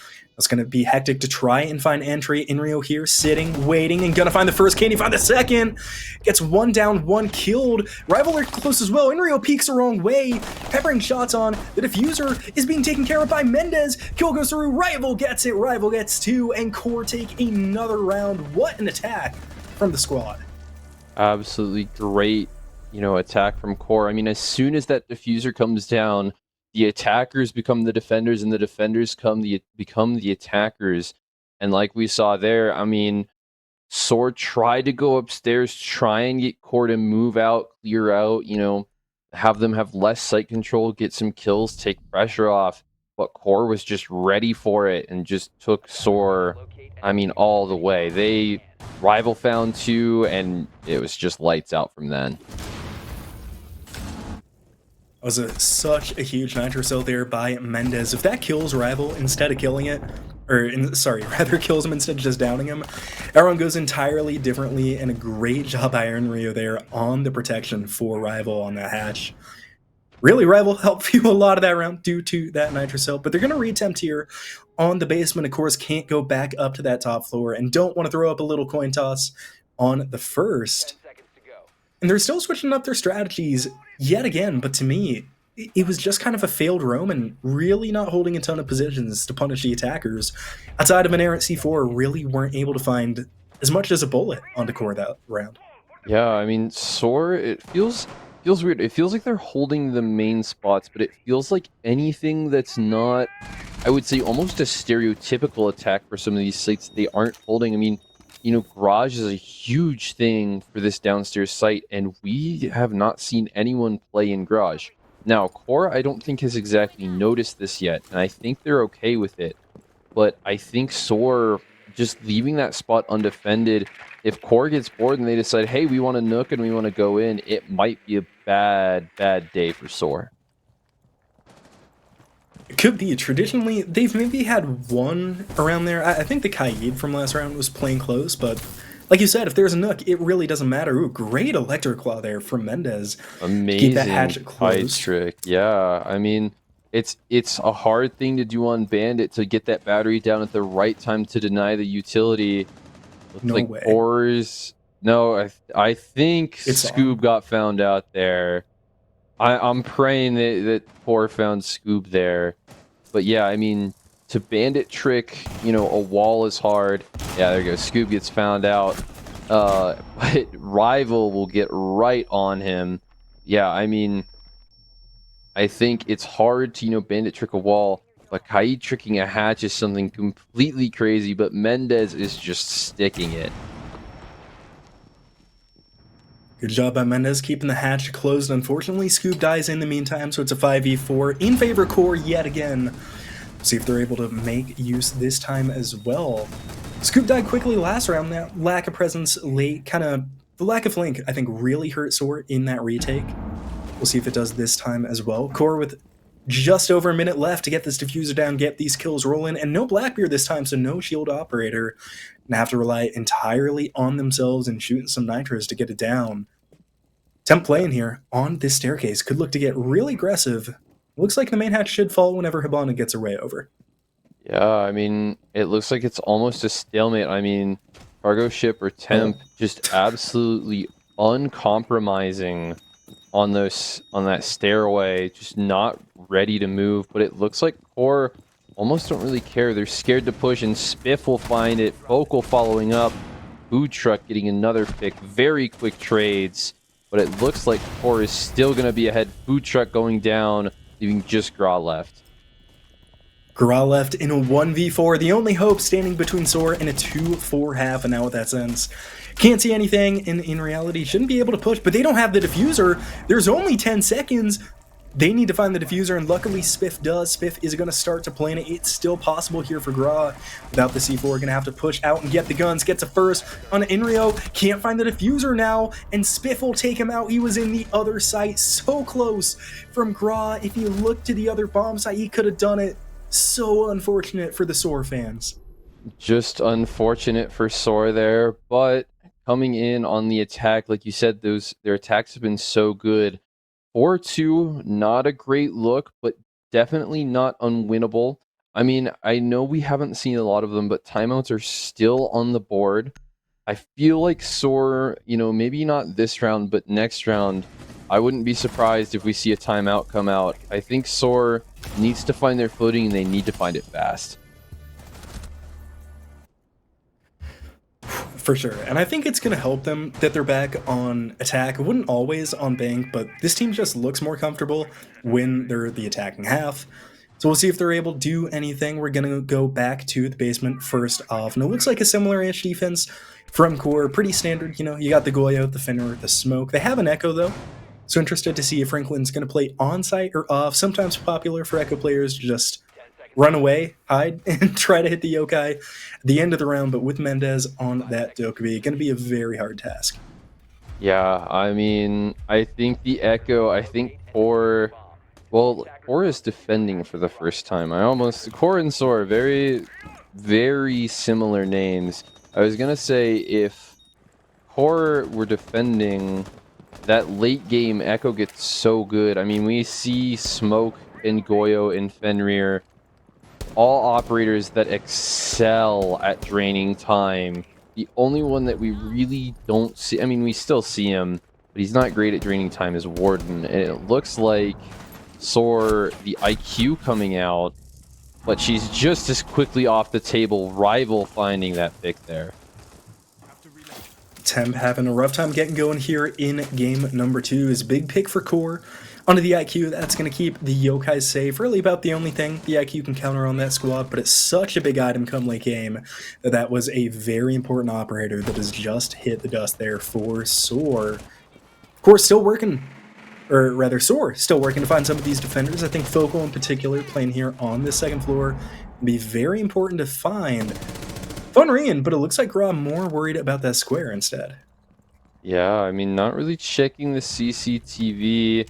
Spiff finding another one. Gra trying to find maybe a different angle onto these blue stairs, trying to sniff out Rival. I don't think you can do much about Rival in those stairs. Mendez and Scoob slowly pushing down. But, I mean, like we said, even with 90 seconds left, all 3 smoke grenades, all 2 Fenrir mines active, both Echo drones, and the Goyo canisters. I mean, it might as well be 20 seconds left with how much util that SOAR has to chew through here. Just over a minute left on the board for SOAR to get their way about approaching this round. They have a couple tools left. The Hibana being up is extremely important if they want to go for an A plant here. We'll see if that's the case. The Scoob just sitting on top of these hatches, trying to clear away some utility. They have all the defenders in this basement floor, but with all the smoke canisters, still, I think a Goyo or 2 up. It's going to be really tough doing for SOAR to get this round away. Hibana opening some alternate angles. And now, with this Echo out in Garage, nobody has time to alternate push, so this Yokai will deny a plant if it goes down last second. Yeah, it looks like Focal just ready. And Spiff finding another absolutely flawless round. I mean, nobody died for Core there. Great executes. And, I mean, like I was saying, like you were saying too, that util, I mean, Echo still being alive, being able to use those Yokais and disrupt plans if they come down late game. I don't even think they had to pop a smoke grenade. I think we just heard a couple Goyos explode and that was it. But even then, it was enough time drain to force the round into Core's hands. Yeah, Core with a big round there. They secure themselves a basement, now 1 round away from putting themselves up on the match point. And for SOAR, it looks like they are quickly losing steam. Definitely not what we're used to seeing out of this roster. So high energy, so quick and aggressive to make plays. But everything they are trying to do just isn't working out right now, but I love going back to the shield. Scoob looked extremely impressive on the Blackbeard back in the close qualifier finale. Now Mendez on the splits as well, so you're getting 2 of your best players a set onto shields. I think it's the right move. Yeah, I think the shields, you know, definitely better for something like this second floor site. I mean, basement, I feel like it's almost harder to go down the stairs than it is up the stairs. And so we'll see what they go into here. Finka, Flores, Blitz, Lion, Blackbeard. Definitely a little bit more unorthodox. I mean, we see Lion, we see Finka, we see Flores. But I don't think we ever really see all 3 of them on the same team together. So it'll be interesting to see what SOAR does here. Looks like Mendez is in position outside that CCTV window. The Lion scan coming in. Trying to see if he can find anyone out of position, but Draw just find food truck in his sights. I guess Hectic was out of position, and to his credit, Temp punished him for it. Or Grot punished it, rather. The Blitz in, the Blitz cannot find the kill. That's a big shutdown there from Rival. As Scoob goes down as well, traded out by Franklin. Spiff gets Grot, and just like that, 1 minute in, and is down to one attacker. It's only Temp left outside, and will find the first on to Franklin. An aggressive jump, leave them in a 3v1, but they still have a Yokai, and they have C4s. And wow, that team kill just kind of started them downhill from minute 1. Yeah, and the frost traps too. I mean, you're gonna play so careful, but there's things you forget about. I mean, like Michael says, you forget 1,000 things every day, and boy, that frost mat is sure one of them. So, I mean, hopefully, cargo ship tries to catch his, check his corners, catch these frost mats out. But if he hits one, I think Focal, Rival, and Spiff are all gonna jump in and try to find him.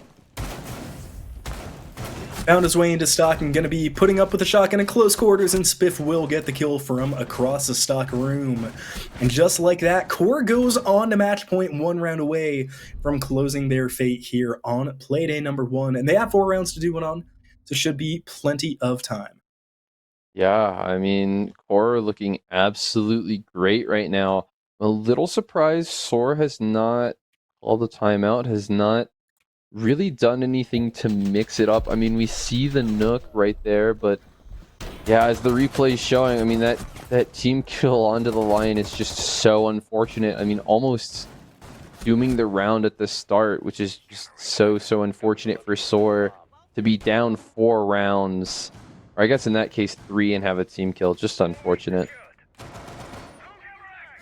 Yeah, it's not a good start. Kind of surprising. I didn't think Raw was showing any sign of stopping shooting. I think maybe some miscommunication there, but unfortunately it puts them in the same situation. Luckily for them, though, they're now going on to one of these sites that is easier to attack comparatively between those last two.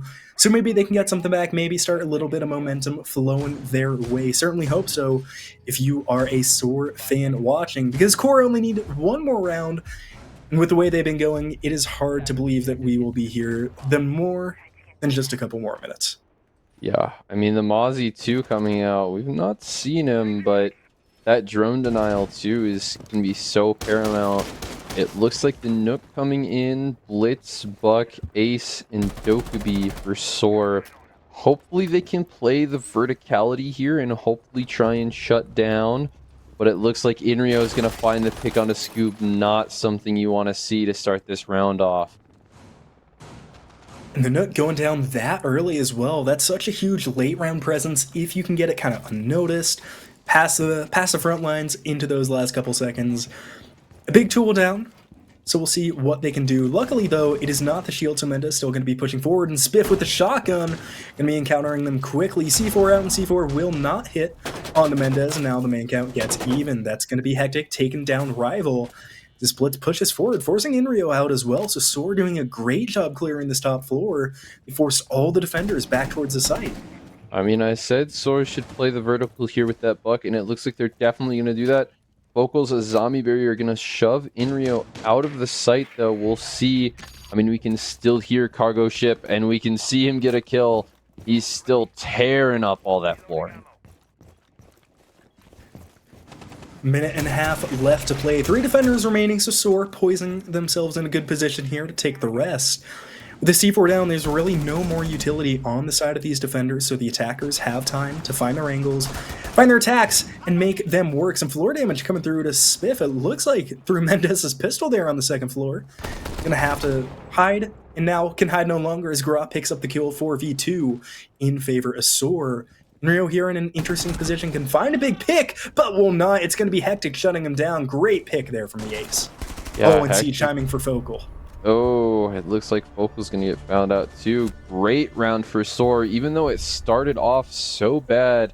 Turning it around, huge thing for momentum. I mean, especially, again, this late in the series, this late in the round, definitely affecting them. So for SOAR to start the comeback, look at it and say, hey, we won that round. We were 4-0, or we had 4 people left. Absolutely great for them. And so hopefully they can start working their way back towards a win. Attackers need to locate and defuse as many bombs as they can. Still have a mountain to climb for SOAR. 3 more rounds, they need to get 3 straight here on attack, and for QOR, they now go to the strongest site on the map, back to the basement, with the exact same setup they had the first time. Be interested to see if it shakes out the same way. It seems like SOAR really never got their feet under them on this attack. But there's so much utility and so much time waste that they have to be on point here from second number 1 if they want to take this basement site. Yeah, it looks like SOAR rather. Gonna start out here a little unorthodox composition, but they made it work last time, so we'll see what happens. The Brava coming out for the first time this match definitely will be interesting. Probably trying to hack Fenrir mines, I would assume. I don't think you can hack the Echo drones last I played the game, but it'll be interesting to see what SOAR gets up to. Yeah, I forget. I think you can hack them. I don't think it destroys them. I could be wrong on that, so please don't fact check me. I trust you more than I trust me, but they're taking away that camera. And of course now not having the Twitch could deal with these Vulcan canisters very early on, but not the way the operators went. EF not taken away as well, so making their backside push a little bit safer if they choose to go that way. Only 2 players downstairs right now though. Yeah, it looks like Mendez may be unaware of where Spiff is, but I think that's not the case as the yellow ping comes out. Spiff gonna drop down the hatch, getting flashed by Mendez, but gonna be able to fall out. Looks like Gra will drop from that janitor closet hatch there, and it looks like Vocal has a very interesting flank here. I don't think SOAR has quite caught on to him yet, which could be disastrous if he's unchecked. But Scoob right outside the building has not gotten off his drone. We'll see what happens when you hack an Echo. Okay, it just falls. So I think the Echo can't use one of his drones. Pretty sure that's what that means. Oh, don't fact check and Scoob me. is using it. Oh, Scoob's using it. Oh, you can't? Yeah. That's awesome. That's so cool. There's a player on actually. blue here. Oh, he's about to run right. He's gonna get stunned.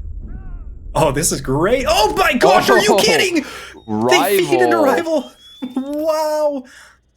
Oh my gosh, he gets 2 that he should not have been allowed to get, but they even it up. They get Rival, and Scoob takes down another. Look at the health on Gra too. So close to the Dokkaebi dying as well. That could have been catastrophic for SOAR, but they are still alive with 1 minute left. I mean, what does Scoob do here? He has those Echo drones. I'm not sure what he can do with it. I mean, it's not like they're planting here. I guess to disrupt the diffuser, that means that SOAR has to get the diffuser down. Gra currently has it with a fraction of health. Those 3 smoke grenades, I mean, lasting for 10 seconds each with 30 seconds left to go. Not a great look. It looks like Scoob's going to try and find a pick on a Franklin as he's looking in sight, looking ever so closely at him, just sneaking his way in. And hits the Fenrir mine at the worst possible time. 15 seconds to push up. If he can find the kill here, he might not have enough time to impact the round. And the first attacker falls. There goes Gra, Cargo Ship, and Scoob both get 1 though. It's all on in Rio, and they know where he is inside of the vault. And Rio just has to stay alive. They don't have the diffuser. Does the smoke know it? Scoob gets it, and Cargo Ship gets the kill. Are you kidding me? Temp in the nick of time with a 1/10 of a second. SOAR stay alive. Wow, SOAR looking even better and better as round goes on. I mean, hey, maybe that team kill was just a little bit more luck, just a little bit of a revitalizer for them. I mean, they were down 2-6. Now they're up. They're up 2 rounds to make it 4-6. Looking absolutely great out there.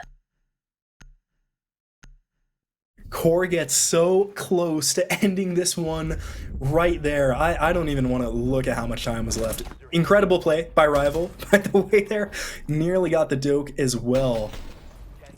Ooh. Ooh, that's going to be tough to watch back if you're Core. Hopefully it doesn't come back to bite him. We'll see what happens. They're going to go to the basement yet again. No surprise here. So we'll see if they're able to hold it successfully this time. You have to know, despite losing the last round, it really wasn't bad for Core. They just kind of lost out on the gunfights when they mattered the most. So if SOAR can do that again, they'll take this round, but Core definitely have what it takes to steal this one away. SOAR definitely looking more dominant here too, yeah. And I mean, the other thing too, Scoob with that, you know, denial from the Brava, it might have been the ace up SOAR's sleeve. I mean, even though they lost 2 men to rival, definitely, not a loss that you want to take there. But I mean, that Echo drone I think was so pivotal, and just having another drone, having a little bit more to get intel. It looks like Soob's gonna do the exact same thing, and it looks like Mendez is just gonna run in on the blitz here, try and clear up that top floor. Here's a player in bottom square, and he's going to get him. Rival was pushed out so far, and Mendez gets the opening. So the player that gave them all the trouble is now down early, and Focal jumps out, and this could be rough for Focal because there are players inside the building. One's on the stairs right now. Gra had to see Focal jump out and needs to be ready for this Goyo because the Goyo is going to swing the stairs. That elevator hatch is going to be reinforced. Yeah, and it looks like Focal's gonna get away with it. I think he was trying to find Scoob there. I mean, as we can see, Scoob just where Focal just was not even 15 seconds ago. But it looks like, again, that siege timing, Focal's not going to be able to find the pick on a Scoob. And so SOAR will continue a man up with just under 2 minutes left. Cornell with a lot of time to waste. Luckily, one of the best comps and one of the best sites in the game for doing that. SOAR yet again clearing out this roam early. One problem is, though, they don't have a lot of hard breach left. This ace now can only get one more hatch with a combination of those Selmas. And on top of that, Temp only with one more hard breach charge. Looks like they have a couple still to get. They do get server access early. They didn't have this last round. It's going to make this plant much easier, but they still have to do the dirty work. Core is going to know that this is coming. Yeah, I mean, they still have to get through all that utility. I mean, impact grenades, Goyo canisters, smoke canisters. I mean, we're seeing it all, every last bit of utility, and it looks like this will be a totally three-dimensional push as Scoop tries to walk down the stairs with Gra at his back, but it looks like they're going to take things a little slow. I think they found out that their boys in server have been, flushed out by the fire and still need just a little bit more time before they can put the pedal to the metal. Gotta be careful of the angles here too, because there are two playing inside a garage. The flame bolts from Capital means this might be going down soon, and Mendez can put the shield on the back. Smoke grenade will reach a Blitz, who's going to run all the way into the smoke. It's an unorthodox spot, and they might not be expecting it. No C4 on the board. They have an Echo in the server room, but they're just going to kill the planter. How about that? Inrio gets a kill. Gra gets one on the spiff, making a double for Gra. A triple! What a shot from the SMG-12, and Gra might have broken this round wide open. Inrio gets one, traded by Scoob. What a shot from the Dokkaebi to keep SOAR going. Wow, one of the last rounds in the magazine to keep the round alive for SOAR. I mean, Scraw looking absolutely amazing there with the SMG, or Gra rather, looking absolutely amazing there with the SMG-12. And I think the players on core just didn't see him coming, and that was their last mistake. Attackers need to locate and defuse 9 times out of 10, the Dokkaebi dies to the Echo there, but SOAR, the luck is in the cards as they steal another round away from Bank Basement. Going back up now, Core. Despite another, surface level okay defense, are going to go upstairs. Interested to see what happens. They're bringing this Echo yet again, so any teams watching, take notes. Might want to ban this Echo over from Core because they are using it. Well, to be fair, hasn't seen great success yet. But it's definitely a comfort pick for them. Oh, and one more look at the kill from Gra. Oh, are you kidding me? Gra with a great shot. I mean, It really just gets better every time you watch it. It was. I mean, SMG-12 hipfire is absolutely insanely wide.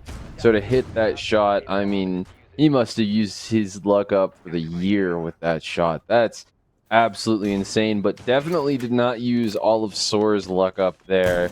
Looks like they're coming back in. Flores coming back around, probably to get rid of these castle barricades. It looks like Azami, Castle, Echo, Wamai, Mute for core here.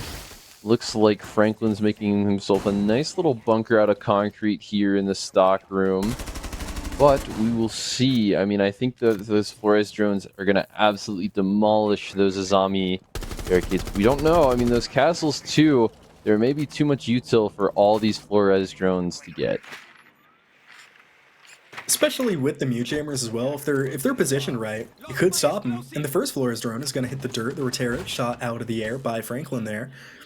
So 5v5, 1 minute in, there is a blitz on the board yet again. Mendez has taken a little bit damage, and the breach is already open. No, and an untimely DC from Core as Focal gets booted out. This could be exactly what SOAR needed. The luck continues, and Cross shots continue as well. Rival taking down the blitz onto the Izami playing the barricade. Franklin is gonna fall. It looks like no, puts a blitz on the ground. Are you kidding? And Temp is gonna get one back for SOAR. So just like that, into a 3v2. Core still alive here despite losing a couple early. And Spiff still in an extremely important position here in Janie. Yeah, Spiff in the janitor closet, throwing the C4. Not gonna find a splash on it though. Maybe having to back up, but still looking at that ace and that IQ almost through the wall there. Inrio just playing the long game, seeing if he can find anyone. But we'll see. I mean, a minute left to go. Definitely unfortunate. More unfortunate for Scoob to find the hole in the wall with Inrio's head on it. But it looks like Spiff is going to turn around, but Food Truck is going to find the kill onto Core's last player there. I forgot his name. Yeah, it's gonna be, I believe it was Inrio there going down in the closet, but might have been Spiff. Dang it, now I'm getting mixed up. Either way, Core goes down. We're gonna have to throw it to a short technical pause as we try to get the player back in the lobby here.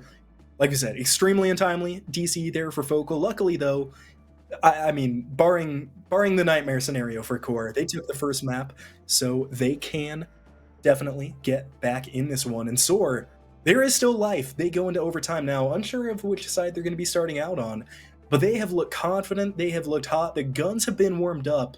I would not be surprised at all if SOAR take this 1-8-6. Yeah, I mean, SOAR have been looking absolutely dominant. I mean, Basement is no easy sight to be down 2-6, having to play almost flawlessly, and they have to bring it back to 6-6 in overtime.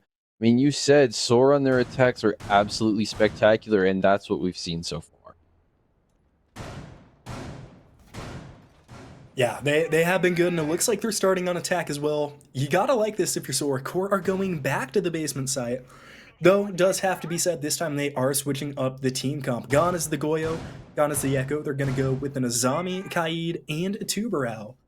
So we'll see how effective this one is, and I like it because the hatch play has been hurting them a little bit in these last couple of rounds. Feels like SOAR really generated a lot of momentum off of those attacking hatches. Core, realizing that, are going to put a stop to it. Yeah, I mean, Tubarao only helps with the Kaid tricking. Again, throwing that Kaid so you can deny the ace charges or the hard breach charges. Tubarao just extending that window, making it just so much easier. It looks like Spiff here on the Fenrir going to pop a hatch, play up in this open area. I think he's... No, the Izami and the blue stairs are the only people up on the second floor. So it looks like SOAR's going to maybe take it a little slow, try and find something. No Brava. Definitely curious. It was... I feel like it was definitely helping, you know, SOAR out earlier with Scoob on the Brava. There's not too much to hack, so I think that might be why they're off the Brava. It looks like now SOAR are going to go hard and fast to attack the objective. Yeah, no Echo drones to steal away, and nearly ahead to shoot away there from Scoob. Not going to land it, though. Believe it's Inrio there, playing inside of the lockers. Hatches are going to come open anyway. They do have impact EMPs as well for these Electro Claws. Scoob is going to get the kill. It's going to go on to Rival instead, though. No more Kiva barriers in the IQ with the pistol. Blitz following up now. Both of the Germans pistols away. Mendez with the kill on Inrio, and that's a smokes down. That is all the time denial you had on the side of Core. 2 C4s left remaining in Spiff. Such an important position here. No, it's falling back all the way to lockers. It's Focal, rather, on the main stairs, who's about to meet Gra coming down them. Yeah, it looks like two cargo ship ready to push as well. Spiff finding a pick on a Scoob. More drones to see if Focal will just turn his head and look away so Cargo and Gra can push and find him, but it's not going to happen. I think the Blitz is going to maybe... Oh, but the Blitz doesn't have the diffuser. The Ace does. I was thinking maybe the Blitz would try and go for the defuse here. I mean, they almost have site control. Core has no time stall left, no util left to try and stall out what SOAR, whatever they would want to do, but I'm not so sure now. I think SOAR might be able to just plant and win. They can, because look at the positions here from court. Both of their C4s are in the garage and on the main stairs. They are not going to be able to get the C4 onto the planter. Of course, I mean, SOAR don't know this. They don't have all the info we do. So it'll be interesting to see just how early they realize, and now they can't because Focal's back in the gold ball, can hit the C4. Smoke out to bait here. Franklin going to go forward with some shots. Mendez needs to get this diffuser down because 30 seconds, only one smoke remaining, and they are going to use it. And be a big moment here for SOAR. Still just waiting, finally going to make use of it. There is one player playing on top of the hatch. And Focal going to have to go big here with the C4. Diffuser going down. Focal through the smoke. Goes for the Hail Mary and does not hit it. Shot out of the air. How about that one by Hectic and gets the kill to boot. Focal goes down. SOAR take round 7. They've come all the way back. They just need one more round to send us to Skyscraper. Wow, I mean, SOAR, just an impressive scoring run so far. SOAR back to the defense, though. It's not been their dominant thing, and they haven't played in quite a while. It might be a bit of trouble, but I mean, their momentum has been so good. I mean, I've said it, they have won 5 rounds straight. They've almost won a full match straight of rounds. So we'll see what they get down to here on this defense. Yeah, this will be interesting to watch because I think comparatively, I mean, let's be honest, neither of the defenses were really that good. I mean, the attack, yet again, just like Clubhouse, has been really running this game. I do think Core's defenses looked better than SOAR's, though. I was pretty unimpressed in the first half. Granted, SOAR's turned it around beautifully in the second half. They have been on fire on attack. But now, can you keep this momentum going? I'm worried if they lose around here, it might kind of send them tumbling a little bit, hoping that's not the case if you are a SOAR fan. We'll see what happens, though. Round number 14 starting right now, and SOAR can send themselves to map 3. Core still trying to play spoiler. Yeah, I mean, Core just needs, to find a round, find a little bit of momentum, and they just haven't been doing it. It looks like SOAR here going back again for that util. I mean, Legion, Thorn, Smoke, all great operators to try and waste time. Bra as well on the Tuberow, just able to slow operators down just a little bit more. Looks like Scoob finding the perfect place to throw that last Razor Bloom shell. Looks like Core coming in. Not an unorthodox lineup for what we've seen so far. I mean, we've got the Hibana, the Dokkaebi, the Grim, the Jackal, and the Sens. Though I feel the Jackal might be a little bit of a mispick. I mean, SOAR have not been roaming. I know the Jackal gun is very good, though, so maybe Spiff is looking to just win a bunch of gunfights. Yeah, I mean, a good gun, a couple smokes as well, definitely can't hurt. But like you said, they have not been roaming, and they aren't roaming this game, everybody in the defense. So from the ability standpoint, not going to get any use. I have to say, on this defense, I love that they're playing Scoob downstairs. It seems like every time they've defended the basement, he's died really, really early on the top floor. So definitely a good adjustment here from SOAR. That man advantage will help them a lot because over a minute into the round, Core are just now getting into this building. Well, the hatch is still closed as well, and with that Electro Claw, might stay closed because they do have a Tuberow on the board, and they missed the first EMP. Missing that first EMP is not good. I think they're trying to bait the Tuberow so he moves around. I think actually the Jackal's there to check where the Tuberow is, see what hatch they can find him off on, and be able to open. Actually, pretty smart play. I did not even consider that. It looks like the Hibana trying to open some of the hatches here. Inrio waiting for the Grim Heart Breach here. And so slowly Core is going to be able to open these hatches. And we'll see if that'll keep it closed. That was the last EMP there for the attack, so if they're able to keep that one with the Electro Claw, that would be a huge win here for SOAR. Just under a minute left to play, no kills yet. It is an uncharacteristically quiet round. The first one could be coming soon, though. Scoob on this blue stairs is about to face some adversary. It looks like Rival. It's going to be the one to push. Yeah, and I mean, Cargo still having all 3 of those smoke charges. Again, 30 seconds left in the round. The more time and the more smoke charges, the more area you can deny, and it looks like, Cargo is maybe one of the people that has to stay alive, but Scoob finding a pick on arrivals, and I think it's going to snowball from here.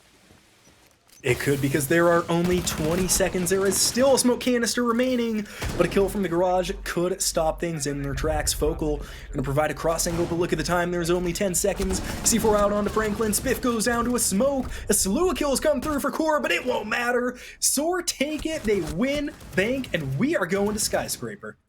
SOAR has started soaring, man. I mean, hard-fought victory is the only thing I can think of to describe it. I mean, a six-round straight run, absolutely insane work from the boys over at SOAR.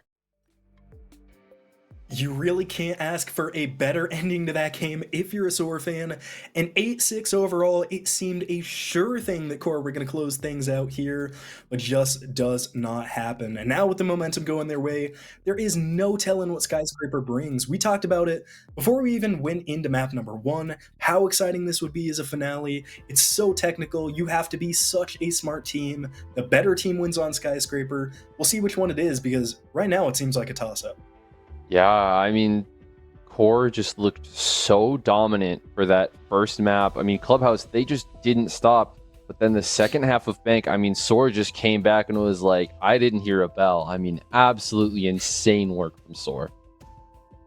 Yeah, they did very, very well, putting themselves in a position to get us to map number 3. 2 great maps so far, 1 great map yet to come, so we're going to throw it to a short break and be right back for the conclusion between QOR and SOAR.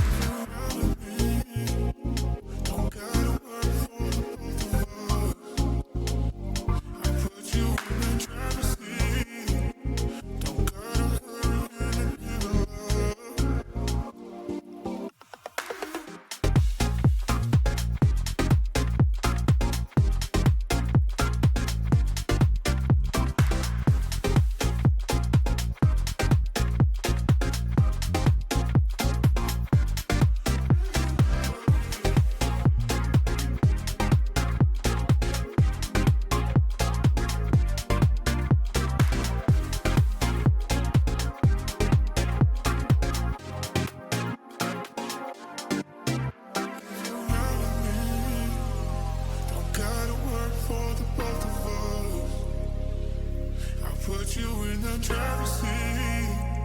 Don't gotta hurry in the name of love.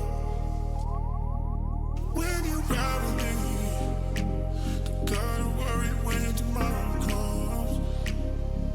I'll put you in the driver's seat.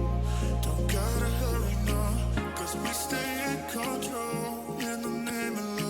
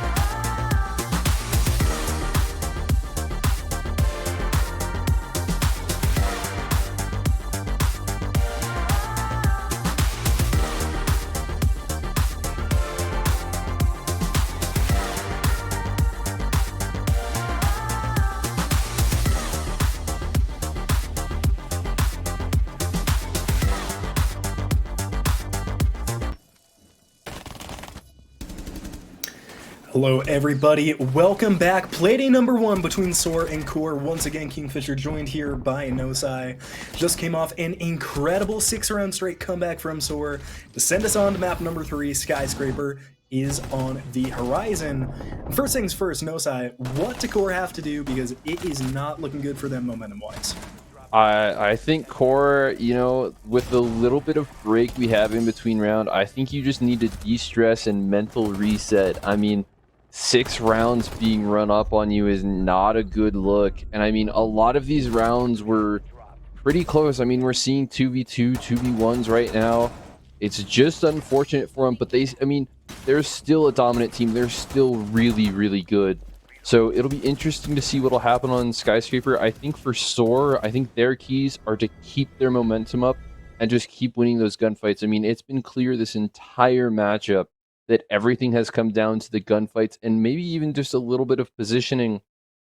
I mean, especially on Bank, I think SOAR just had some great positions that Core couldn't deal with, and I think that's what's going to decide this Skyscraper map. Yeah, I'm really interested to see what happens. I think, in particular, this map is going to throw a little bit of a loop into things, because where with the other two, right? You can make arguments that attackers do pretty well in Clubhouse, they do pretty well in Bank, especially if you're a good attacking team. Skyscraper is really hard to attack. Defenders, especially on the second floor, have such an innate advantage, and really the defense has not been good by either team throughout our set so far, or at least comparative to the offense, it hasn't looked good. So I think this one's going to be a real toss-up, and SOAR starting on defense, it's so hard for me to say if that's a good or a bad thing. Yeah, I mean, SOAR starting on defense is probably a good thing. I would hope. I mean, coming off, just that dominant attack, that domination on Bank into, the dominant side on this map, I think would be a great start for SOAR. But I mean, it's like you've been saying, I mean, the attacks are really where it's been coming down to. So it might be, definitely an unorthodox Skyscraper map here. I mean, these teams just love aggression, and I think, on a map like Skyscraper, you can't really have that. So we'll see what they get up to here. The Monty man, definitely a smart one. I almost would have expected Blackbeard rather than Monty on this map just because of how useful it is having that AR. We'll see what the follow-up is, though. It's been mixed in the first couple, and it's going to be Dokkaebi this time. I like that choice. Both these attacks used Dokkaebi and honestly used her pretty well, I think. So definitely smart to get the phones ringing out of here. Now Core, of course, attacking first. They are going to take out the Tuberau on the defense, so opening some of those walls just a little bit easier. Yeah, and we'll see what SOAR pick for the final defender here. I'd assume something like a Valkyrie. I mean, we have a Mira. Wow. First time Valkyrie has been legal this entire match. Definitely interesting ban lineup. I think the only thing we've really seen that would be concerned with, well, I guess the quote-unquote meta would be Montang, but I mean, again, these teams are just so offense-heavy. I don't even think the shields are what matters, and I think, trying to shut down those operators that make you play slow, I mean, Tuberau is great at that. I think both teams just don't want to see that, and they just want to go and throw haymakers at each other for this map. I know from our point of view, I'd love to see him throw haymakers at each other. It's just the most fun to cast. So we'll see if that happens. And of course, with the Monty being gone, even though these teams don't need the shields, both of them have shown they are more than willing to play the Blitz or the Blackbeard when it comes to it. I guess we haven't seen the Fuse shield yet. We haven't even seen Fuse. We got bait and switched that one round. So we're still waiting for it. We're starting here on attack, taking the Glass as well, another operator that we have not got the pleasure of seeing so far this set. Yeah, I mean, Glaz coming out. Ram we've seen, but we've seen sporadically. Malusi, definitely, some old but new faces, people that you would see pretty often, but we haven't seen them all that much. I'm definitely interested to see what the Glaz will do here. I know Skyscraper is kind of a long sightline map, but I'm definitely interested. I feel like with both these teams, Glaz is definitely going to be their entry frag and just try to rely on those, those high-powered shots. But we'll see what happens. It looks like pretty standard setup in Geisha for Mondez here as he falls down the kitchen hatch as Inrio tries to flush out whoever is in Geisha. It looks like it's going to be quite a few players here. Interestingly, despite being the team that bans out 2 bro, they're not going for any hard breach, but they're just having Glass swing straight into the window, walks into Geisha, unable to get the kill, but Diffuser going down anyway. Franklin putting it on the ground, now left in a 1v4 as Mendez hits the C4. An ambitious attack to start things off for Core in one that has not gone well. Inrio gets one though, so still a chance inside of this round, but now trapped inside of Geisha is not the place you want to be on Skyscraper. And the defense know that the Diffusers drop too. They're just holding back. They're just going to wait until Inrio has to push. I mean, again, the Legion gets even more powerful as time goes on. 1:45 with 1 person left. I mean, he's having the time of his life. It looks like Inrio is going to try and make a quick rotate, try and find someone out of position, but it looks like SOAR are just not moving, not willing to give him an inch here. Attackers recovered the diffuser. Luckily for Inrio, no one's downstairs, so they're not going to be able to hit him through the floor when he grabs the case. But they're all upstairs, and they are all just waiting. Some very uncharacteristic patience here from SOAR. He's one on top of Black, but that is going to be a very hard shot to go for. Looks like he's going to try the one in Dragon first. It looks like it's going to be Gra playing around the Shrine. Before doubling back, now Scoob's downstairs, just waiting on it, and Inrio's going to start the Diffuser. Baited immediately as the players start to inch forward. The one on Black is going to come up first. Turns it back to Gra, though, and Gra will get the kill. 3K for the Melusi, and SOAR continues their streak. 7 straight rounds here. Start map number 3. 7 straight is just a great feat. I mean, again, though, the defense on Skyscraper, like we saw, I mean, Core tried to breach, tried to go a little hard and fast, and SOAR, I think there were 4 kills in the kill feed. I mean, they are just stopping whatever gets thrown at them. Yeah, they really are. They're looking so, like, consistent, too. The only one round they had that was a shaky win in the 7-run streak was the one at the very start, where they saved it with, like, 0.1 seconds on the clock, and ever since then, they have just looked fired up. Now going on to this office site, which, honestly, in my opinion, is even a little bit stronger than Geisha, so we'll see if they're able to close this one out. And some interesting opportunities here for Core. They're going to take the Blackbeard, and this is one of the sites. We didn't talk about this in the pregame nor with the ban phases. This is probably the best site in the game right now for Iora. Such a niche operator, and can be tricky to play against sometimes. Could be just what Core needs to kind of get themselves back on track. They're not going to make use of the new op. They're not going to make use of the Aurora. I think part of it just comes from, again, I think these teams just want to play fast. I mean, we saw that with Core. The Ace, the Twitch, I think they're just going to try and pop those bandits as soon as possible, get that big wall open, and see what they can get away with. It looks like, though, SOAR are planning around it. I mean, Mute Jammers, they're ready to look for runouts and trying to play, I mean, just equally aggressive on this defense. And so we'll see what happens. It looks like, you know, Franklin here on the Ace trying to find something to do with the Selmas. Food truck looking very aptly at, I think, Inrio there, but nothing will come of it. And we'll see what happens as the round gets underway. And unfortunately there for Inrio, misses the impact nade from the Zofia lifeline, so not able to get the bandit battery onto the single wall there over by site. Focal moving through the map pretty quickly though, has one playing inside a drum. We'll see if they're aware of it. They have a really nice setup, crossfire rather, set up here with Gra, who's playing on that shrine yet again. Shots ringing out, but the yellow is starting to fall back. Focal pushing up. And Scoob sitting over in drums could have a shot soon at this Blackbeard. Don't believe they've been droned out yet because he's sitting on a mute jammer. Yeah, I mean, I think the yellow ping may have given him away. Scoob unaware, though. Can't see the Twitch drone. Oh, in it. Yep, and Scoob dies. Could see the wheel of the Twitch drone, but unfortunately, just not enough to register. But they do get trade as Spiff falls in the meantime. Believe it was Gra who got the kill again, so Gra just continuing to land the shots here so far in map number 3.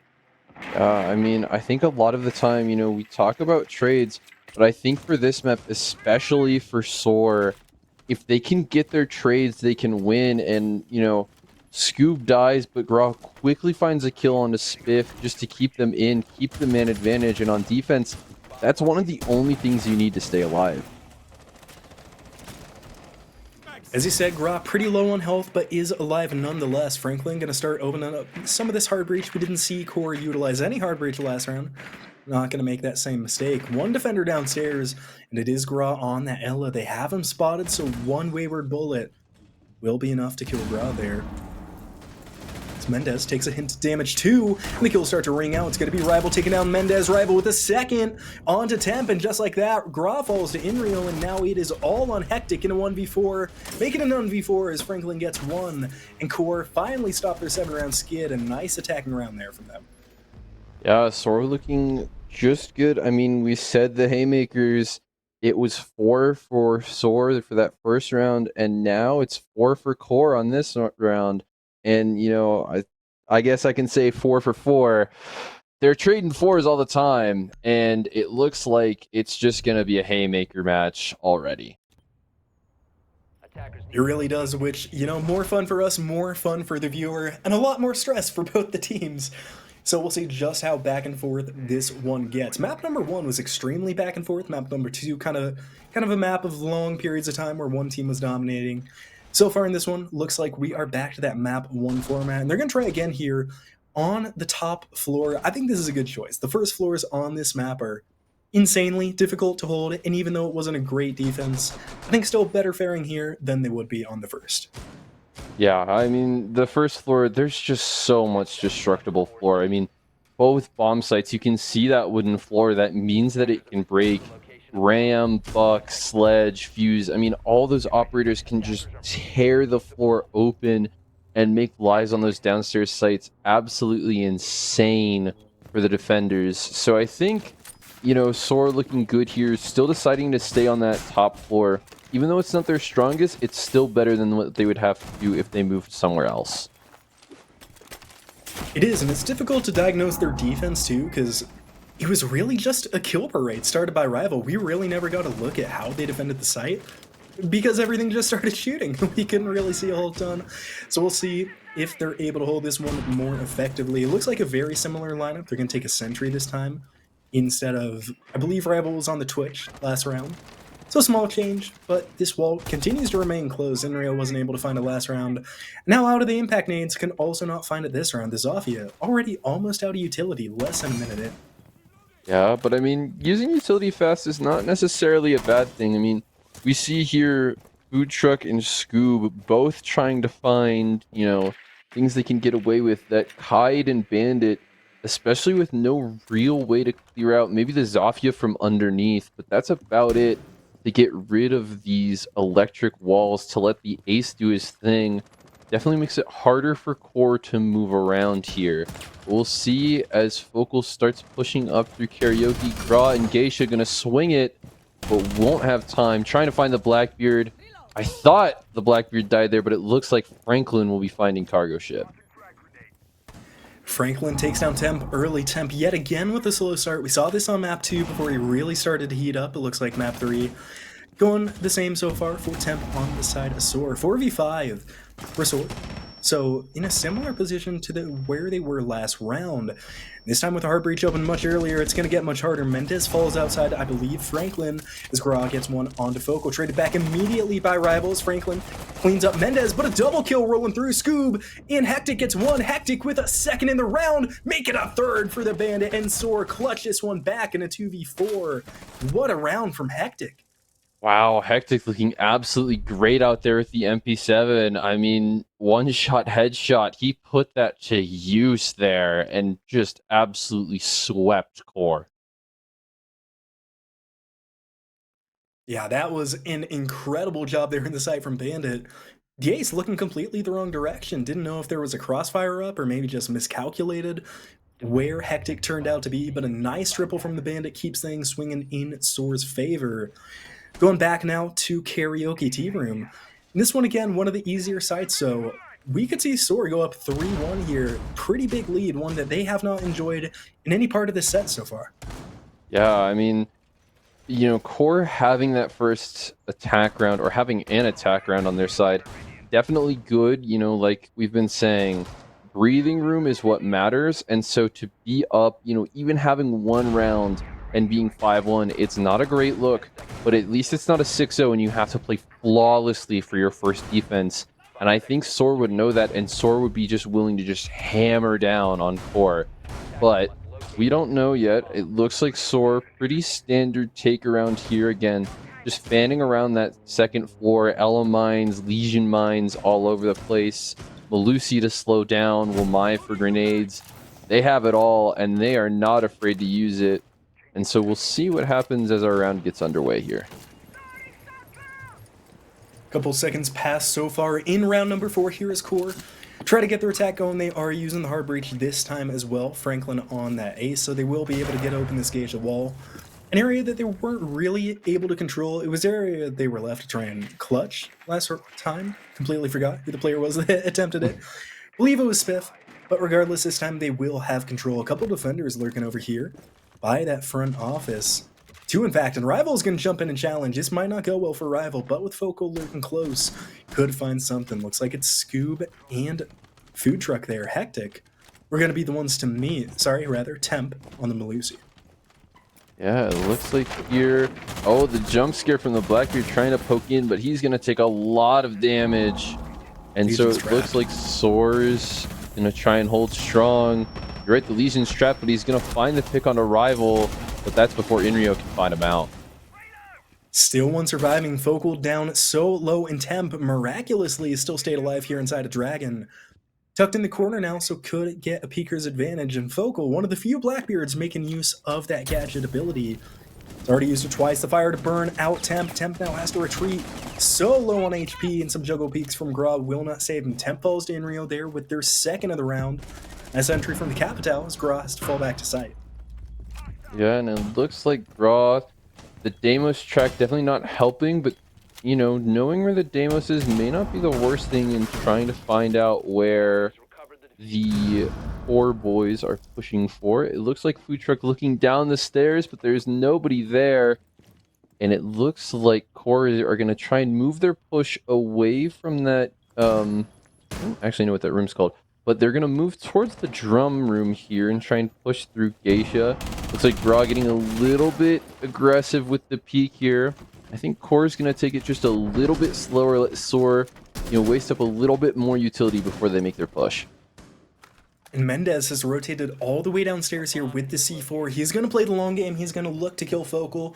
Whenever he goes to plan with just 25 seconds, he is going to have enough time. But the Deimos sees Mendez. They are going to know that the C4 is coming. And now on a 2v4, Mendez has to rotate back up the C4. We'll find no one in the crossfire. We'll get the mute. What a play by Spiff.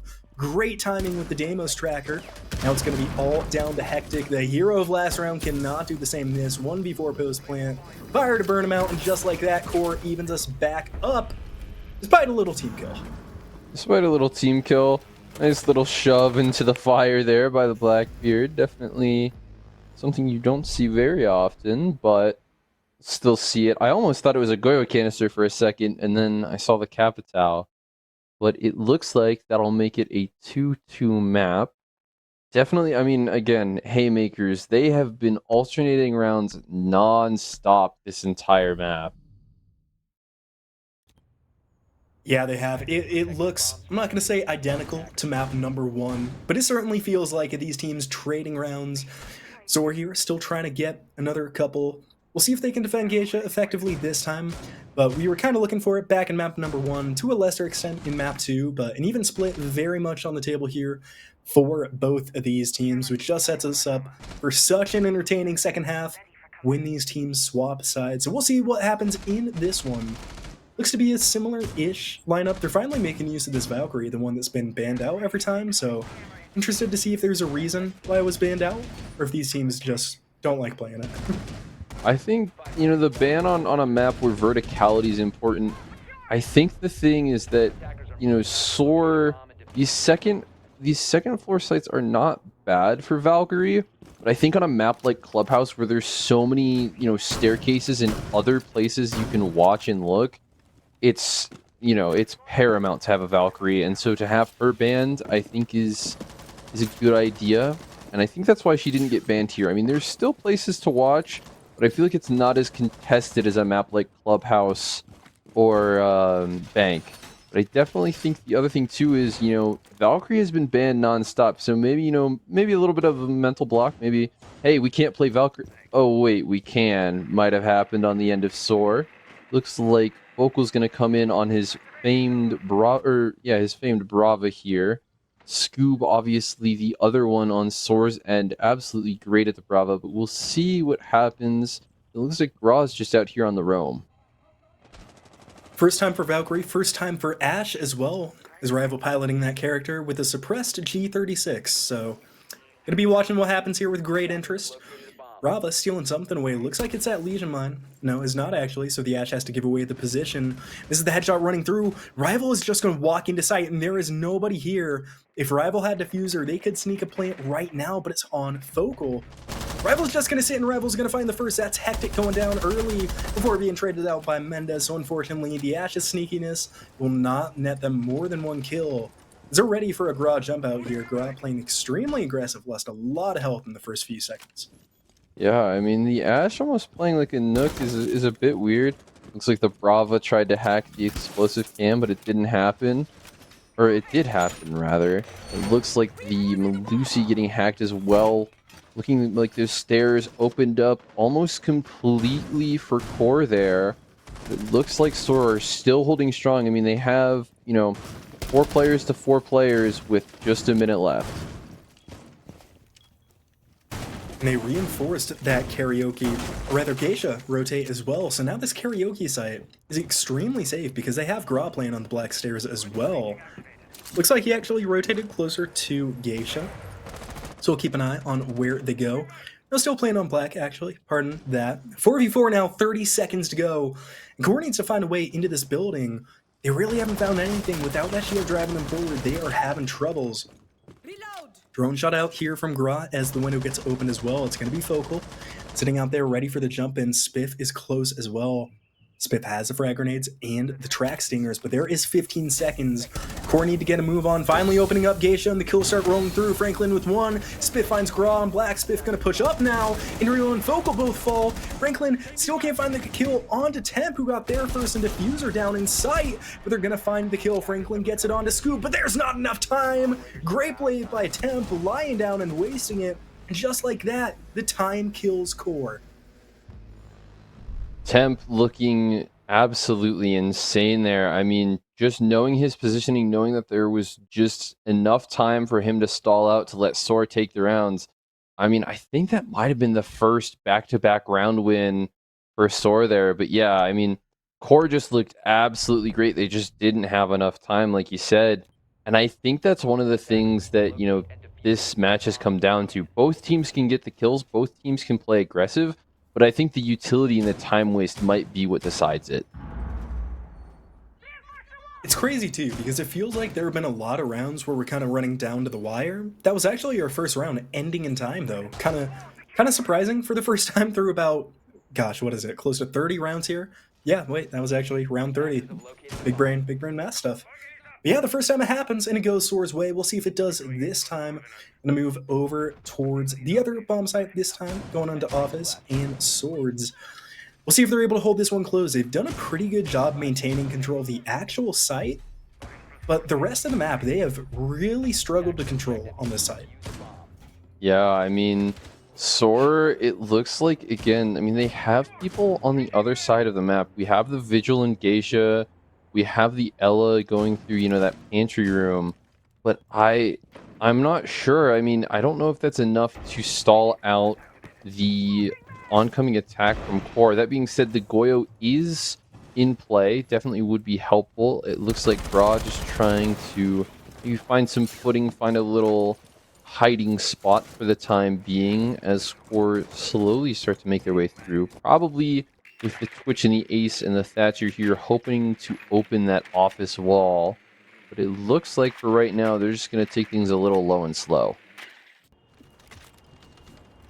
See what happens here. Just over 2 minutes remaining so far for Core to make their attack.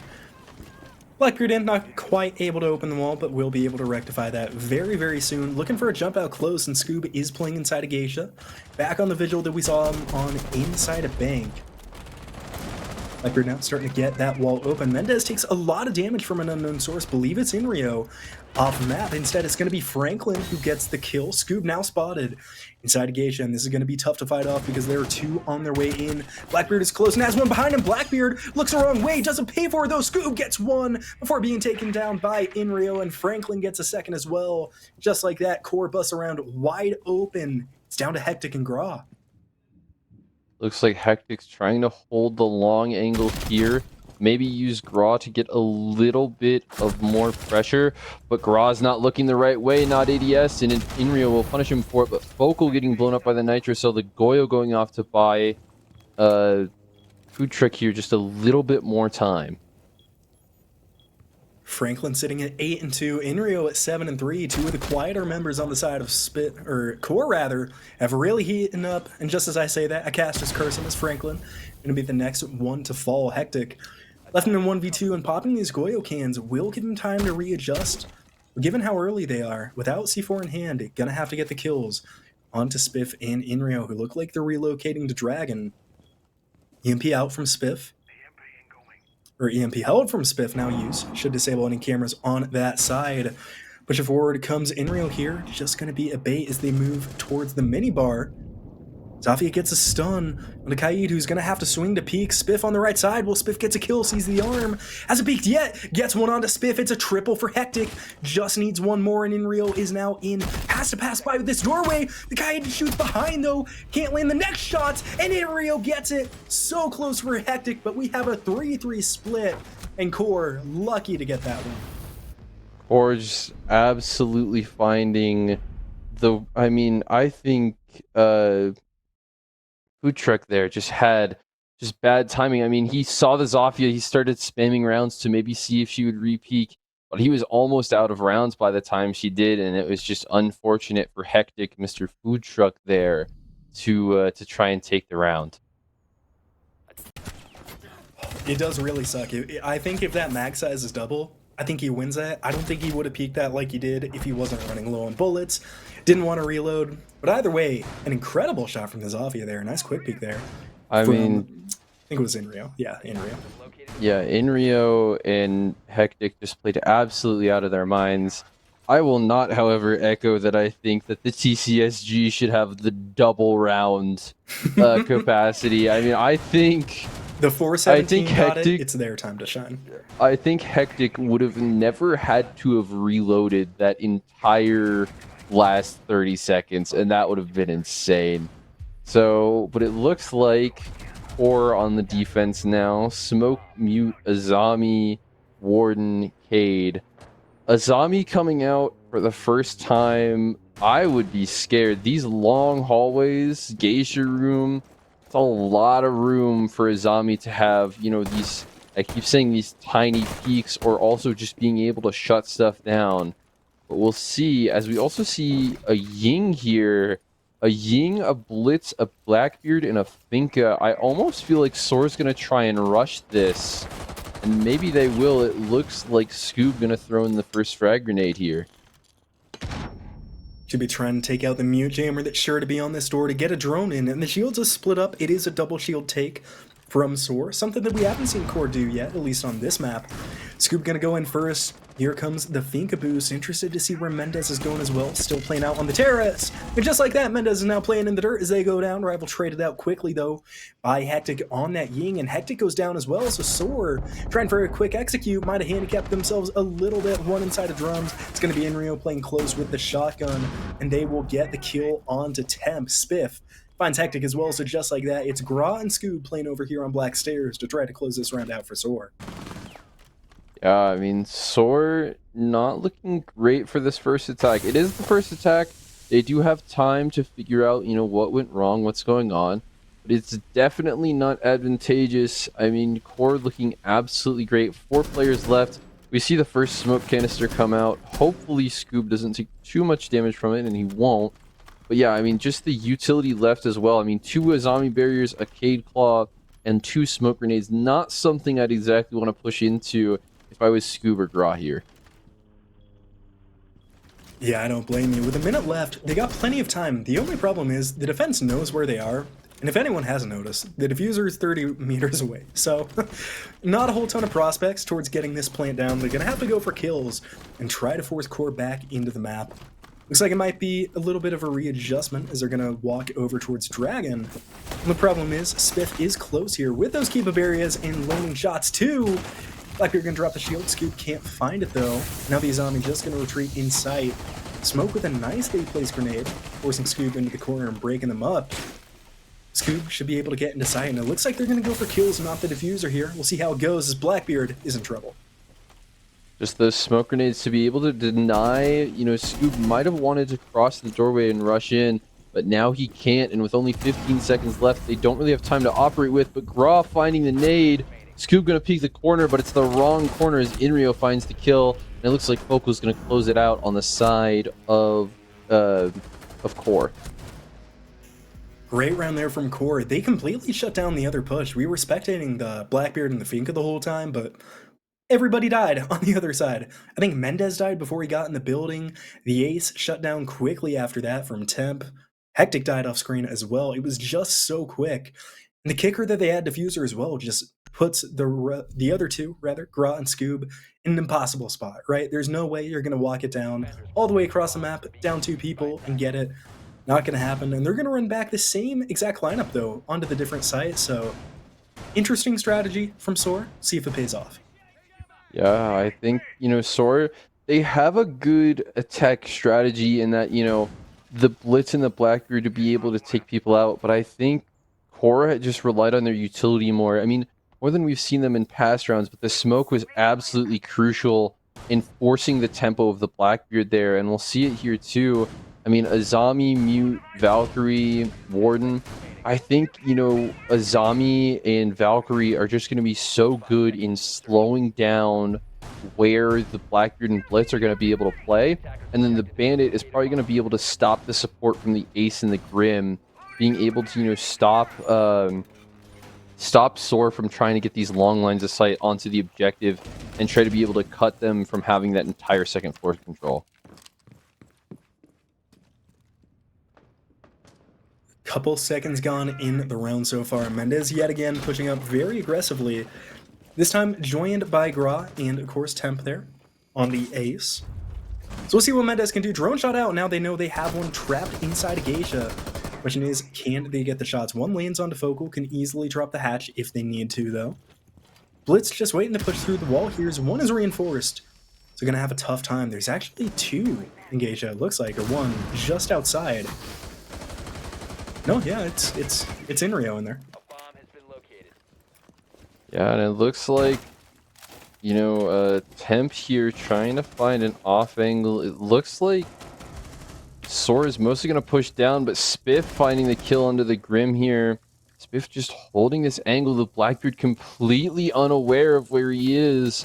I mean, just these defenders being so close, and Spiff and Inrio.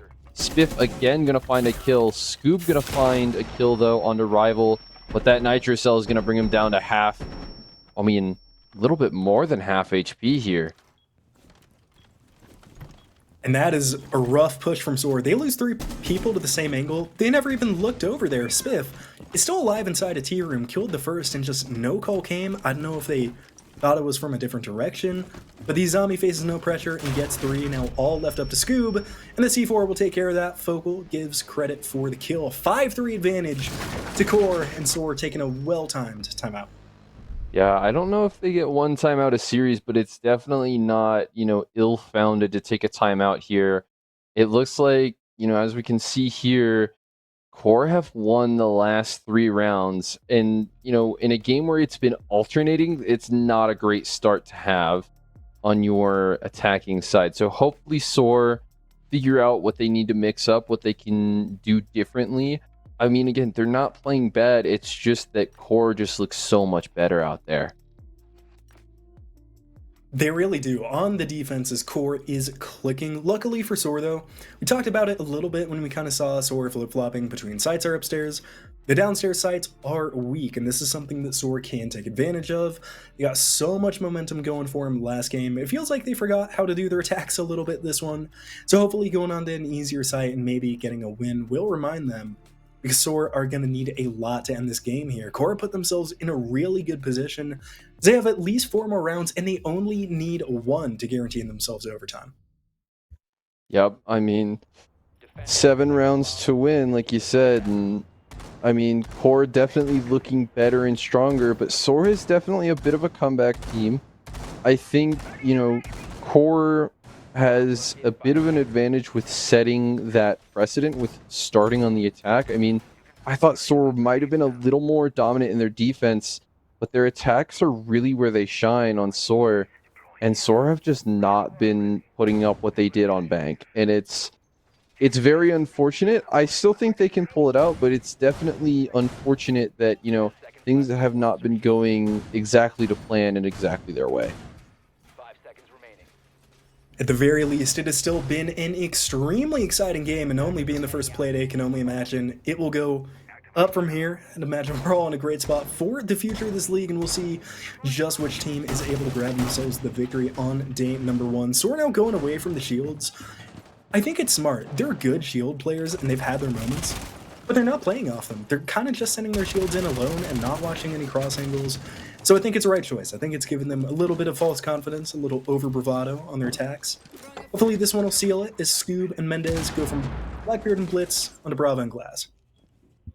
Yeah, I mean, Glaz, again, I am very interested in why these teams pick Glaz. It looks like Focal just barely gonna miss Scoob, but Scoob will not miss Focal's head there. And yeah, like you were saying, I mean, the Finca and everything else, Rival finding a trade onto Gra there, cargo ship just letting it rip onto Inrio. But yeah, I think, you know, the Glaz, the Brava, it's something that worked out. I mean, the Brava and the Buck worked out really well for SOAR on Bank, but this time around, I'm not really sure. I mean, the only thing that can really be hacked are the Mute or the Malusi utility, and we haven't really seen that as the Malusi takes Food Truck's head off. Great shot from Rival onto Hectic there, and that's a big one for Core as they even themselves back up to 3-3. And interestingly, Mendez is in the bathroom making a lot of progress through the first floor, only has Spiff to contend with in Barbecue. But the case is all the way up on second floor. Now, Temp just gonna drop down, so bringing it back to first, and Mendez dies to Spiff as we were mentioning it, and this is a dirty angle on the window hop, and can't hit it though. Franklin now has to readjust and should be able to see the head of Franklin, and they can, Temp. The Scoob now in a 1v3 on Glaz. It is not the op you want, not the situation you want, and Core is close to finding themselves right on a match point, and they will. Yeah, I mean, Glaz is notorious for being that last operator left, as well as Capcan. But I mean, I think Core just had a great setup in Geisha that SOAR just couldn't break, and it's unfortunate, as now you said, you know, we're going to match point.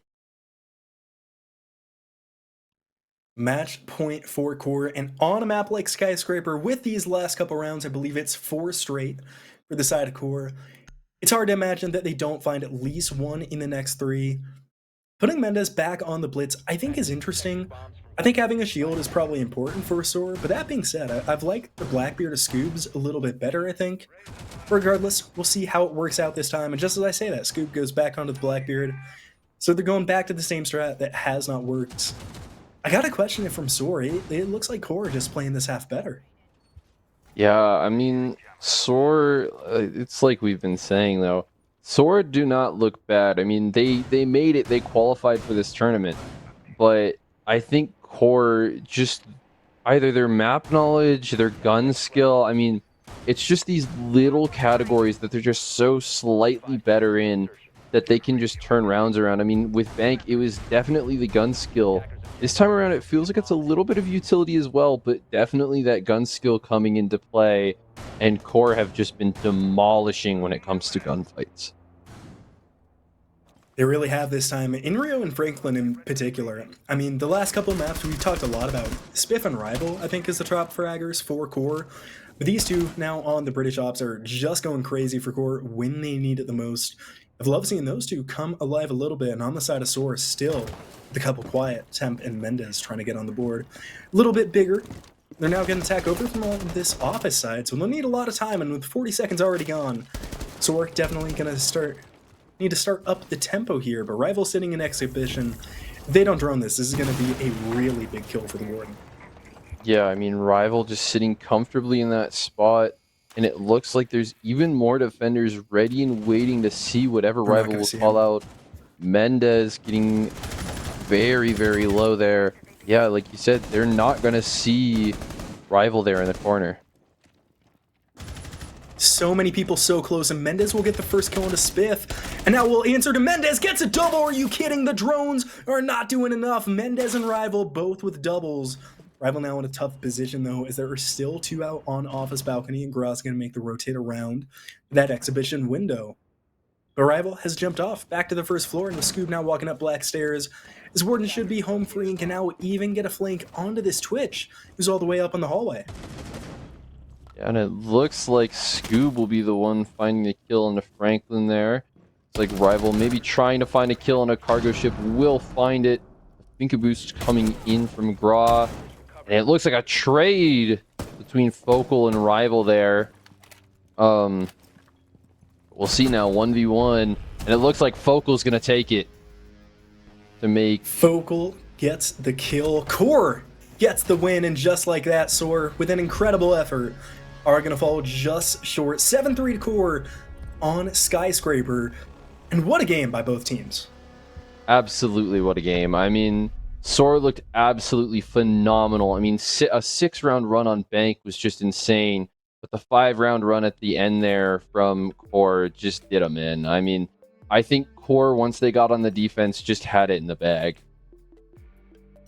Yeah, they looked so much stronger, and it's something we were remarking on throughout the day, throughout the maps. While neither defense looked incredible, honestly, up until QOR's there at the end, very nice 4-round run from them. QOR did have the slight edge in that regard, and SOAR just were not able to put together those same attacking rounds that we saw on Bank. Definitely unfortunate for their end, but what an incredible set to end our first playday.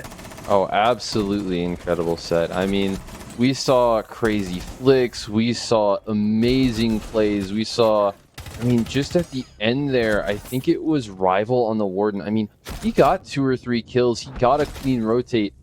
Pretty spectacular stuff. I mean, we can see it in the replays here too. Absolutely amazing, amazing job from both teams. And what I love most about this game, right? You always like to see it as a caster. Every single player on both sides, both teams, had their moment. Even if they didn't have the greatest overall sets, they each had a moment or two where they brought a ton of value to the team. It's definitely great to see. You know, you never want any player doing bad, especially not over a long series like that. Luckily for us, everyone did, but at the end of the day, QOR, still the better team, is able to take home the Week 1 victory here in the finale. Yeah, I mean, both teams played great. I think, like you said, everyone had their moment. I mean, we saw Gras, we saw Scoob, we saw Temp, we saw, I mean, almost everyone had a round where they got 2 kills or they got something big off. And, you know, that doesn't happen every match. So definitely, you know, big ups to both teams for, you know, it's probably not in the plans to have people get their stuff off, but I mean, to walk away and feeling like, okay, I did my best, and not feel like, oh, I let down the team for everyone, is probably an amazing feeling. It has to be, and hopefully for all these players, they can keep the mentals up going forward, because of course this is more of an extended, more of a league format. There is more to come. And speaking of more to come, there is going to be more games tomorrow. It's going to be over on the TPL channel. Going to start at 6 Eastern with Carnico taking on Turtle Tactics, and then the Unks taking on Jinxie Loyals. So 2 incredible games. Make sure you do not miss them. And then of course both leagues back again at Saturday, 3 Eastern. So going to have a whole weekend of fun as well. Once again, Ben Kingfisher, joined here by Nosai. Big thank you to everybody for watching the finale here on XGS. We'll see you back on TPL stream tomorrow.